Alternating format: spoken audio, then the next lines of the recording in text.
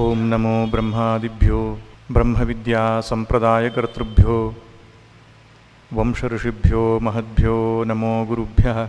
ಸರ್ವೋಪಪ್ಲವರಹಿತಃ ಪ್ರಜ್ಞಾನಘನಃ ಪ್ರತ್ಯಗರ್ಥೋ ಬ್ರಹ್ಮೈವಾಹಮಸ್ಮಿ ನಾರಾಯಣಂ ಪದ್ಮಭವಂ ವಸಿಷ್ಠಂ ಶಕ್ತಿಂಚ ತತ್ಪುತ್ರಪರಾಶರಂಚ ವ್ಯಾಸಂ ಶುಕಂ ಗೌಡಪದಂ ಮಹಾಂತಂ ಗೋವಿಂದಯೋಗೀಂದ್ರಮಥಾಸ್ಯ ಶಿಷ್ಯಂ ಶ್ರೀಶಂಕರಾಚಾರ್ಯಮಥಾಸ್ಯ ಪದ್ಮಪಾದಂಚ ಹಸ್ತಾಮಲಕಂಚ ಶಿಷ್ಯಂ ತಂತ್ರೋಟಕಂ ವಾರ್ತಿಕಕಾರಮನ್ಯಾನ್ ಅಸ್ಮದ್ಗುರೂನ್ ಸಂತತಮಾನತೋಸ್ಮಿ. ಶ್ರುತಿಸ್ಮೃತಿಪುರಾಣಾನಾಂ ಆಲಯಂ ಕರುಣಾಲಯಂ ನಮಾಮಿ ಭಗವತ್ಪಾದಶಂಕರಂ ಲೋಕಶಂಕರಂ. ಶಂಕರಂ ಶಂಕರಾಚಾರ್ಯಂ ಕೇಶವಂ ಬಾದರಾಯಣಂ ಸೂತ್ರಭಾಷ್ಯಕೃತೌ ವಂದೇ ಭಗವಂತೌ ಪುನಃ ಪುನಃ.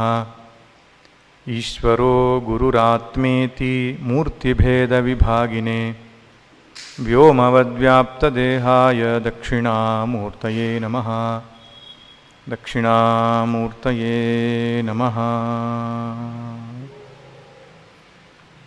ಭಗವತ್ಪಾದರ ಜೀವನ ಚರಿತ್ರೆಯನ್ನು ಶಂಕರ ದಿಗ್ವಿಜಯ ಎಂಬ ಶಿರೋನಾಮದ ಅಡಿಯಲ್ಲಿ ನೋಡ್ತಾ ಇದ್ದೆವು. ನಿನ್ನೆ ದಿನ ಅವರ ಅವತಾರ ಆಯಿತು, ಅವರಿಗೆ ನಾಮಕರಣ ಸಂಸ್ಕಾರವಾಯಿತು, ಆಪತ್ ಸನ್ಯಾಸ ಅಥವಾ ಆತುರ ಸನ್ಯಾಸವನ್ನು ಯಾವ ರೀತಿಯಾಗಿ ತೆಗೆದುಕೊಂಡ್ರು, ಗುರುಗಳ ಬಳಿಯಲ್ಲಿ ಹೋಗಿ ತಮ್ಮ ಪರಿಚಯವನ್ನು ಯಾವ ರೀತಿಯಾಗಿ ಹೇಳಿದರು. ತದನಂತರ ಗುರುಗಳವರನ್ನು ಕಾಶಿ ಕ್ಷೇತ್ರಕ್ಕೆ ಕಳುಹಿಸಿದಾಗ ಕಾಶಿಯಲ್ಲಿ ಅವರು ಯಾವ ರೀತಿಯಾಗಿ ಒಬ್ಬ ಸಾಮಾನ್ಯ ವ್ಯಕ್ತಿಯ ವೇಷದಲ್ಲಿ ಬಂದಂತಹ ಪರಶಿವನಿಗೆ ತಮ್ಮ ಅದ್ವೈತ ಜ್ಞಾನವನ್ನು ತೋರಿಸಿಕೊಟ್ಟರು, ನಿವೇದಿಸಿದರು ಎಂಬಿತ್ಯಾದಿ ಘಟನೆಗಳನ್ನು ನೋಡಿದೆವು. ಕಥಾಭಾಗ ಸಾಮಾನ್ಯವಾಗಿ ಎಲ್ರಿಗೂ ಗೊತ್ತಿರುತ್ತೆ. ಅದರಲ್ಲಿ ಮುಖ್ಯವಾಗಿ ಅವರ ಸಿದ್ಧಾಂತಗಳನ್ನು ನೀವು ಹೆಚ್ಚು ತಿಳಿಸ್ಕೊಡ್ಬೇಕು ಅಂತ ಹೇಳಿದ ಹಾಗೆ ಇವತ್ತಿನ ದಿನ ಆ ವಿಚಾರವಾಗಿ ನಾವು ಚಿಂತನೆ ನಡೆಸುವ ಪ್ರಯತ್ನ ಮಾಡೋಣ. ಕಾಶಿಯಿಂದ ಭಗವತ್ಪಾದರು ಬದರಿಗೆ ಹೋಗ್ತಾರೆ. ಅವರಿಗೆ ಆವಾಗ 12 ವರ್ಷ. ಗುರುಗಳು ಆಜ್ಞೆಯನ್ನು ಕೊಟ್ಟಿದ್ದರು ಪ್ರಸ್ಥಾನತ್ರಯಿ ಮೇಲೆ ಭಾಷ್ಯ ಬರೀಬೇಕು ಅಂತ. ಅದಕ್ಕೆ ಎಲ್ಲಿ ಭಾಷ್ಯ ಬರೆಯುವುದು ಸೂಕ್ತ ಅಂತ ಯೋಚನೆ ಮಾಡಿದಾಗ ಅವರಿಗೆ ಅನಿಸಿದ್ದು ಬದರಿ ಕ್ಷೇತ್ರದಲ್ಲಿಯೇ ಭಗವಾನ್ ವೇದವ್ಯಾಸರು ವೇದಗಳನ್ನು ಸಂಪಾದನೆ ಮಾಡಿದ್ದಾಗಲಿ, ಪುರಾಣಗಳನ್ನು ರಚಿಸಿದ್ದಾಗಲಿ, ಬ್ರಹ್ಮಸೂತ್ರವನ್ನು ಬರೆದಿದ್ದಾಗಲಿ ಅದು ಬದರಿ ಕ್ಷೇತ್ರದಲ್ಲಿ. ಅವರು ತಪಸ್ಸು ಮಾಡಿದ್ದು ಕೂಡ ಬದರಿ ಕ್ಷೇತ್ರದಲ್ಲಿ ಆದದ್ರಿಂದ ಕೃಷ್ಣದ್ವೈಪಾಯನರಿಗೆ ಬಾದರಾಯಣ ಅಂತಕ್ಕಂಥ ಹೆಸರು ಬಂತು. ಕೃಷ್ಣದ್ವೈಪಾಯನ ಅನ್ನುವಂಥದ್ದು ಅದು ಕೂಡ ತಂದೆ ತಾಯಿ ಇಟ್ಟ ಹೆಸರೇನಲ್ಲ ಅನಿಸುತ್ತೆ. ದ್ವೀಪದಲ್ಲಿ ಅವರು ಹುಟ್ಟಿದ್ರಿಂದ ದ್ವೈಪಾಯನ ಅಂತ ಬಂತು. ಅವರು ಬಣ್ಣ ಕಪ್ಪು ಬಣ್ಣ ಆದದ್ರಿಂದ ಕೃಷ್ಣ ಅಂತ ಬಂತು. ಕೃಷ್ಣದ್ವೈಪಾಯನ ಅಂತ ಅವ್ರ ಮೂಲ ಹೆಸರು. ಅವರು ಬದರಿ ಕ್ಷೇತ್ರಕ್ಕೆ ಹೋಗಿ ತಪಸ್ಸು ಮಾಡಿದ್ರಿಂದ ಮತ್ತು ಅಲ್ಲಿಯೇ ವೇದ ವಿಭಜನೆ ಮತ್ತು ವೇದ ಸಂಪಾದನೆ, ಪುರಾಣಗಳ ಸ್ಮೃತಿ ಗ್ರಂಥಗಳ ರಚನೆ, ಈ ರೀತಿಯಾದ ಕೆಲಸವನ್ನು ಅಲ್ಲೊಂದು ವ್ಯಾಸಗುಹ ಅಂತಿದೆ, ಅಲ್ಲಿ ಮಾಡಿದ್ರಿಂದ ಅವರಿಗೆ ಬಾದರಾಯಣ ಅನ್ನೋ ಹೆಸರು ಬಂತು.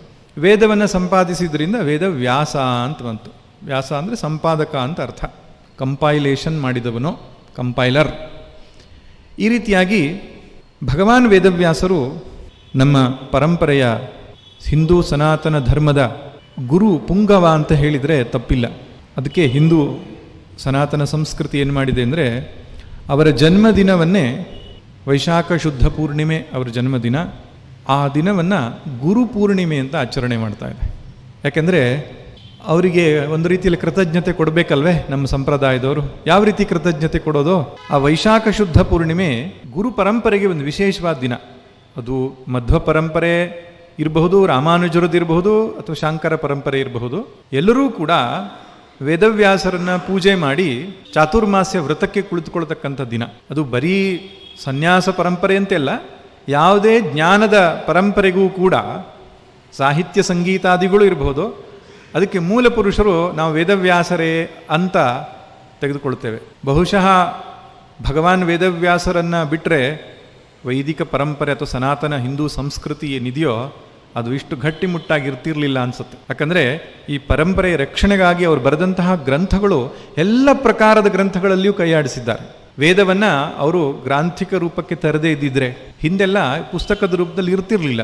ಕರ್ಣಾಕರ್ಣಿಕೆಯಿಂದ ಒಬ್ಬರು ಗುರುಗಳು ಹೇಳೋದನ್ನು ಶಿಷ್ಯರು ಕೇಳಿಕೊಂಡು ನೆನಪಿಟ್ಟುಕೊಂಡು ಮತ್ತೆ ಪುನಃ ಶಿಷ್ಯರಿಗೆ ಹೇಳ್ತಿದ್ರು. ಈ ರೀತಿ ಸ್ಮರಣೆಯ ರೂಪದಲ್ಲಿ ಸಂಗ್ರಹವಾಗಿತ್ತು ವೇದದ ಪರಂಪರೆ. ಅವ್ರಿಗೆ ಗೊತ್ತಾಯಿತು ಇದು ಕಲಿಯುಗ ಪ್ರವೇಶ ಆಗ್ತಾ ಇದೆ, ಹಿಂದಿನ ಸೆಮೆಸ್ಟ್ರಲ್ಲಿ ಓದಿದ್ದು ಮುಂದಿನ ಸೆಮೆಸ್ಟ್ರಲ್ಲಿ ನೆನಪಿರಲ್ಲ ಇವನಿಗೆ ಅಂತ ಗೊತ್ತಾಗಿ ಮೆಮರಿ ಪವರ್ ಕಡಿಮೆ ಆಗತ್ತೆ. ಈ ರೀತಿ ಆದರೆ ಈ ವೈದಿಕ ಪರಂಪರೆ ಮತ್ತು ಶಿಥಿಲವಾಗಿ ಹೋಗಬಹುದು ಅನ್ನುವ ಕಾರಣಕ್ಕೋಸ್ಕರ ಅವ್ರು ಏನು ಮಾಡ್ತಾರೆ, ಋಗ್ವೇದ, ಯಜುರ್ವೇದ, ಸಾಮವೇದ, ಅಥರ್ವಣ ವೇದ ಎಂಬ ರೀತಿಯಾಗಿ ಅದನ್ನು ಲಿಖಿತ ರೂಪದಲ್ಲಿ ತಂದು ತಮ್ಮ 4 ಜನ ಶಿಷ್ಯರಿಗೆ ಅದನ್ನು ಉಪದೇಶಿಸ್ತಾರೆ. ಋಗ್ವೇದನ ಪೈಲನಿಗೆ, ಯಜುರ್ವೇದವನ್ನು ವೈಶಂಪಾಯನರಿಗೆ, ಸಾಮವೇದನ ಜೈಮಿನಿ ಮಹರ್ಷಿಗಳಿಗೆ, ಅಥರ್ವಣ ವೇದವನ್ನು ಸುಮಂತು ಮಹರ್ಷಿಗಳಿಗೆ ಅದನ್ನು ಕೊಟ್ಟು ನಿಮ್ಮ ನಿಮ್ಮ ಶಿಷ್ಯರಿಗೆ ಪರಂಪರೆಯನ್ನು ಹೇಳಿಕೊಂಡು ಮುಂದುವರಿಸ್ಕೊಂಡು ಹೋಗಿ ಅಂತ ಹೇಳ್ತಾರೆ. ಅದರಿಂದಾಗಿ ಇವತ್ತು ನಾವು ನಮ್ಮ ಋಗ್ವೇದದ 28 ಶಾಖೆಗಳಲ್ಲಿ ಅಟ್ಲೀಸ್ಟ್ ಒಂದು ಶಾಕಲ ಶಾಖೆಯನ್ನಾದರೂ ನಾವು ಕಾಪಾಡಿಕೊಳ್ಳಿಕ್ಕೆ ಸಾಧ್ಯ ಆಗಿದೆ. ಅವ್ರು ಅಷ್ಟು ಮಾಡಿಯೇ ಹೀಗೆ ಕತೆ. ಯಾಕಂದರೆ ಮೇಲಿಂದ ಮೇಲೆ ಪರಕೀಯರ ದಾಳಿ ನಮ್ಮ ದೇಶದ ಮೇಲೆ ಆದಾಗ ತುಂಬ ವೈದಿಕ ಪರಂಪರೆ ತತ್ತರಿಸಿ ಹೋಗಿತ್ತು. ಆ ಕಾರಣಕ್ಕೆ ವೇದವ್ಯಾಸರು ಅದನ್ನು ಒಂದು ಶಿಷ್ಯ ಪರಂಪರೆಯನ್ನಾಗಿ ಕೊಟ್ಟಿದ್ದರಿಂದ ಇಷ್ಟರ ಮಟ್ಟಿಗೆ ಒಂದು ಯಜುರ್ವೇದದ 2 ಶಾಖೆ, ಸಾಮವೇದದ ಒಂದು 3 ಶಾಖೆ, ಈ ರೀತಿಯಾಗಿ ಸ್ವಲ್ಪ ಮಟ್ಟಿಗೆ ವೈದಿಕ ಪರಂಪರೆ ಕಾಪಾಡಿಕೊಂಡು ಬಂದಿರೋದು ಅಂಥ ಒಂದು ಮೂಲ ಕಾರಣ ವೇದವ್ಯಾಸರೇ ಆಗಿರ್ತಾರೆ. ಇನ್ನು ಭಗವಾನ್ ವೇದವ್ಯಾಸರು ವೇದಗಳನ್ನು ಕೊಟ್ಟ ಹಾಗೆ 18 ಪುರಾಣದ ಕರ್ತ ಅವರೇ ಎಂಬುದಾಗಿ ಸತ್ಯವತಿ ಸುತಃ ಎಂಬುದಾಗಿ ಕೂಡ ಹೇಳ್ತಾರೆ. ಅಷ್ಟೇ ಅಲ್ಲ, ಇತಿಹಾಸದಲ್ಲಿ ಜಗತ್ತಿನಲ್ಲಿ ಅತ್ಯಂತ ಶ್ರೇಷ್ಠವಾದಂತಹ ಮನೋವಿಜ್ಞಾನ ಇದ್ದರೆ ಆ ಮಹಾಭಾರತ ಗ್ರಂಥ, ವಿಶೇಷವಾದಂತಹ ಕಥೆಯನ್ನು ಮತ್ತು ಅನೇಕ ಧರ್ಮಶಾಸ್ತ್ರಕ್ಕೆ, ಜ್ಞಾನಕ್ಕೆ ಸಂಬಂಧಪಟ್ಟ ವಿಚಾರಗಳನ್ನು ಒಳಗೊಂಡಂತಹ ಮಹಾಭಾರತ, ಪಂಚಮ ವೇದ ಅಂತ ಹೇಳ್ತಕ್ಕಂತಹ ಗ್ರಂಥವನ್ನು ಕೊಟ್ಟಿದ್ದು ಭಗವಾನ್ ವೇದವ್ಯಾಸರೇ. ಅಷ್ಟೇ ಅಲ್ಲದೆ ಸ್ಮೃತಿ ಗ್ರಂಥಗಳನ್ನೆಲ್ಲ ಕೊಟ್ಟಿದ್ದಾರೆ. ಅದರಲ್ಲಿಯೂ ಮುಖ್ಯವಾಗಿ ಬ್ರಹ್ಮಸೂತ್ರಗಳು ಅಂತ ನಾವೇನು ಕರಿತೇವೆ, ಈ ಎಲ್ಲ ಉಪನಿಷತ್ತುಗಳ ಒಂದು ಸಾರಭೂತವಾಗಿರತಕ್ಕಂಥ ಗ್ರಂಥ, ವೇದಾಂತದ ಒಂದು ಮುಖ್ಯವಾದ ಗ್ರಂಥ ಬ್ರಹ್ಮಸೂತ್ರ, ಬಾದರಾಯಣ ಸೂತ್ರ, ಭಿಕ್ಷುಸೂತ್ರ, ಶಾರೀರಿಕ ಸೂತ್ರ, ವೇದಾಂತ ಸೂತ್ರ, ಉತ್ತರ ಮೀಮಾಂಸಾ ಸೂತ್ರ, ಈ ರೀತಿ ಹೆಸರುಗಳನ್ನೊಳಗೊಂಡಂತಹ 555 ಸೂತ್ರಗಳನ್ನು ಭಗವಾನ್ ಬಾದರಾಯಣರು ಬರೆದಂತಹ ಜಾಗ ಅದೇ ವ್ಯಾಸರ ಗುಹೆ, ಬದರಿ ಕ್ಷೇತ್ರ. ಭಗವತ್ಪಾದರು ಯೋಚನೆ ಮಾಡ್ತಾರೆ, ನಾನು ಭಾಷ್ಯ ಬರೀಲಿಕ್ಕೆ ಯೋಗ್ಯವಾದ ಜಾಗ ಯಾವುದಪ್ಪ ಅಂದರೆ ಅದೇ. ಹಾಗೆ ಯೋಚನೆ ಮಾಡಿ ಕಾಶಿಯಿಂದ ಹೊರಡ್ತಾರೆ. ಹೊರಟು ಹೋಗುವಾಗ ಮಧ್ಯದಲ್ಲಿ ಹರಿದ್ವಾರ ಸಿಗ್ತದೆ. ಹರಿದ್ವಾರದಲ್ಲಿಯೂ ಕೂಡ ಒಂದು ವಿಷ್ಣುವಿನ ದೇವಸ್ಥಾನವನ್ನು ಉದ್ಧಾರ ಮಾಡಿದರು ಅಂತ ಬರುತ್ತೆ. ಅದಕ್ಕೆ ಕೆಲವರು ಹರಿದ್ವಾರ ಅಂತಾರೆ, ಕೆಲವರಿಗೆ ಹರದ್ವಾರ ಅಂತಾರೆ. ಮಾಯಾಪುರಿ ಎನ್ನುವ ಹೆಸರು ಕೂಡ ಇದೆ. ಕಾಶಿ, ಕಾಂಚಿ, ಅವಂತಿಕಾ, ಹಾಗೆ ಮಾಯಾ ಅಂತಕ್ಕಂಥ ಹೆಸರು ಕೂಡ ಅದಕ್ಕಿದೆ, ಮಾಯಾಪುರಿ. ಹರದ್ವಾರ ಯಾಕಪ್ಪ ಅಂದರೆ ಕೇದಾರಕ್ಕೆ ಹೋಗೋದು ಅಲ್ಲಿಂದನೇ. ಹರಿದ್ವಾರ ಯಾಕಂದರೆ ಬದ್ರಿಗೆ ಹೋಗೋದು, ಬದ್ರಿಲಿರೋದು ವಿಷ್ಣು, ಕೇದಾರದಲ್ಲಿರೋ ಶಿವ. ಶಿವನ ಭಕ್ತರು ಹರದ್ವಾರ ಅಂತ ಹೇಳ್ತಾರೆ. ಅವರು ಹರಿಕ ಹೇಳಿದ್ರೆ ಸ್ವಲ್ಪ ಇಷ್ಟ ಆಗಲ್ಲ ಅವರಿಗೆ ಅಂತ. ಈ ವಿಷ್ಣು ಭಕ್ತರು ಹರಿದ್ವಾರ ಅಂತ ಹೇಳ್ತಾರೆ. ಹೀಗೆ ಕಥೆ. ಹರಿದ್ವಾರೋ ಹರದ್ವಾರೋ ಭಗವತ್ಪಾದರಂತೂ ಅದರ ಮಾರ್ಗವಾಗಿ ಹೋಗಿದ್ರು. ಅಲ್ಲಿ ಹೋಗುವಾಗ ಬದರಿ ಕ್ಷೇತ್ರ ಈಗಂತೂ ಸ್ವಲ್ಪ ವ್ಯವಸ್ಥೆ ಇದೆ ಹೋಗಲಿಕ್ಕೆ. ಬೆಳಿಗ್ಗೆ ನೀವು ಒಂದು 5 ಗಂಟೆ ಕೂತ್ಕೊಂಡ್ರೆ 8 ಗಂಟೆಗೆಲ್ಲ ಹೋಗಿ ಮುಟ್ತೀರಿ. ಈಗ ಹೆಲಿಕಾಪ್ಟರ್ಗೆ ವ್ಯವಸ್ಥೆ ಕೂಡ ಉಂಟು ಹೋಗಲಿಕ್ಕೆ. ಹಿಂದೆ ಹಾಗಿರಲಿಲ್ಲ ಕತೆ. ನಡ್ಕೊಂಡು ಕಾಲು ದಾರಿ, ಈ ರಸ್ತೆ ಎಲ್ಲ ಎಲ್ಲಿತ್ತು, ಕಾಲು ದಾರಿಯಲ್ಲಿ ನಡ್ಕೊಂಡು ಹೋದರು. ಎಷ್ಟು ಒಂದು 300 ಕಿಲೋಮೀಟ್ರ್ ಆಗಬಹುದೇನೋ, 250ರಿಂದ 300 ಕಿಲೋಮೀಟ್ರ್, ಅಷ್ಟು ದೂರ ಕಾಲು ದಾರಿಯಲ್ಲಿ ನಡ್ಕೊಂಡು ಹೋದರು ಅವರು. 12 ವರ್ಷದ ಹುಡುಗ. ಹಿಂದ್ಗಡೆಗೆಲ್ಲ ವೃದ್ಧರಾಗಿರತಕ್ಕಂತಹ ಶಿಷ್ಯರು, ಯುವಕರು ಇದ್ದರು, ವೃದ್ಧರು ಇದ್ದರು, ಶಿಷ್ಯವೃಂದ ಜೊತೆಗಿತ್ತು. ದಾರಿಯಲ್ಲಿ ಹೋಗುವಾಗ ಪಂಚಪ್ರಯಾಗಗಳು ಸಿಗುತ್ತೆ.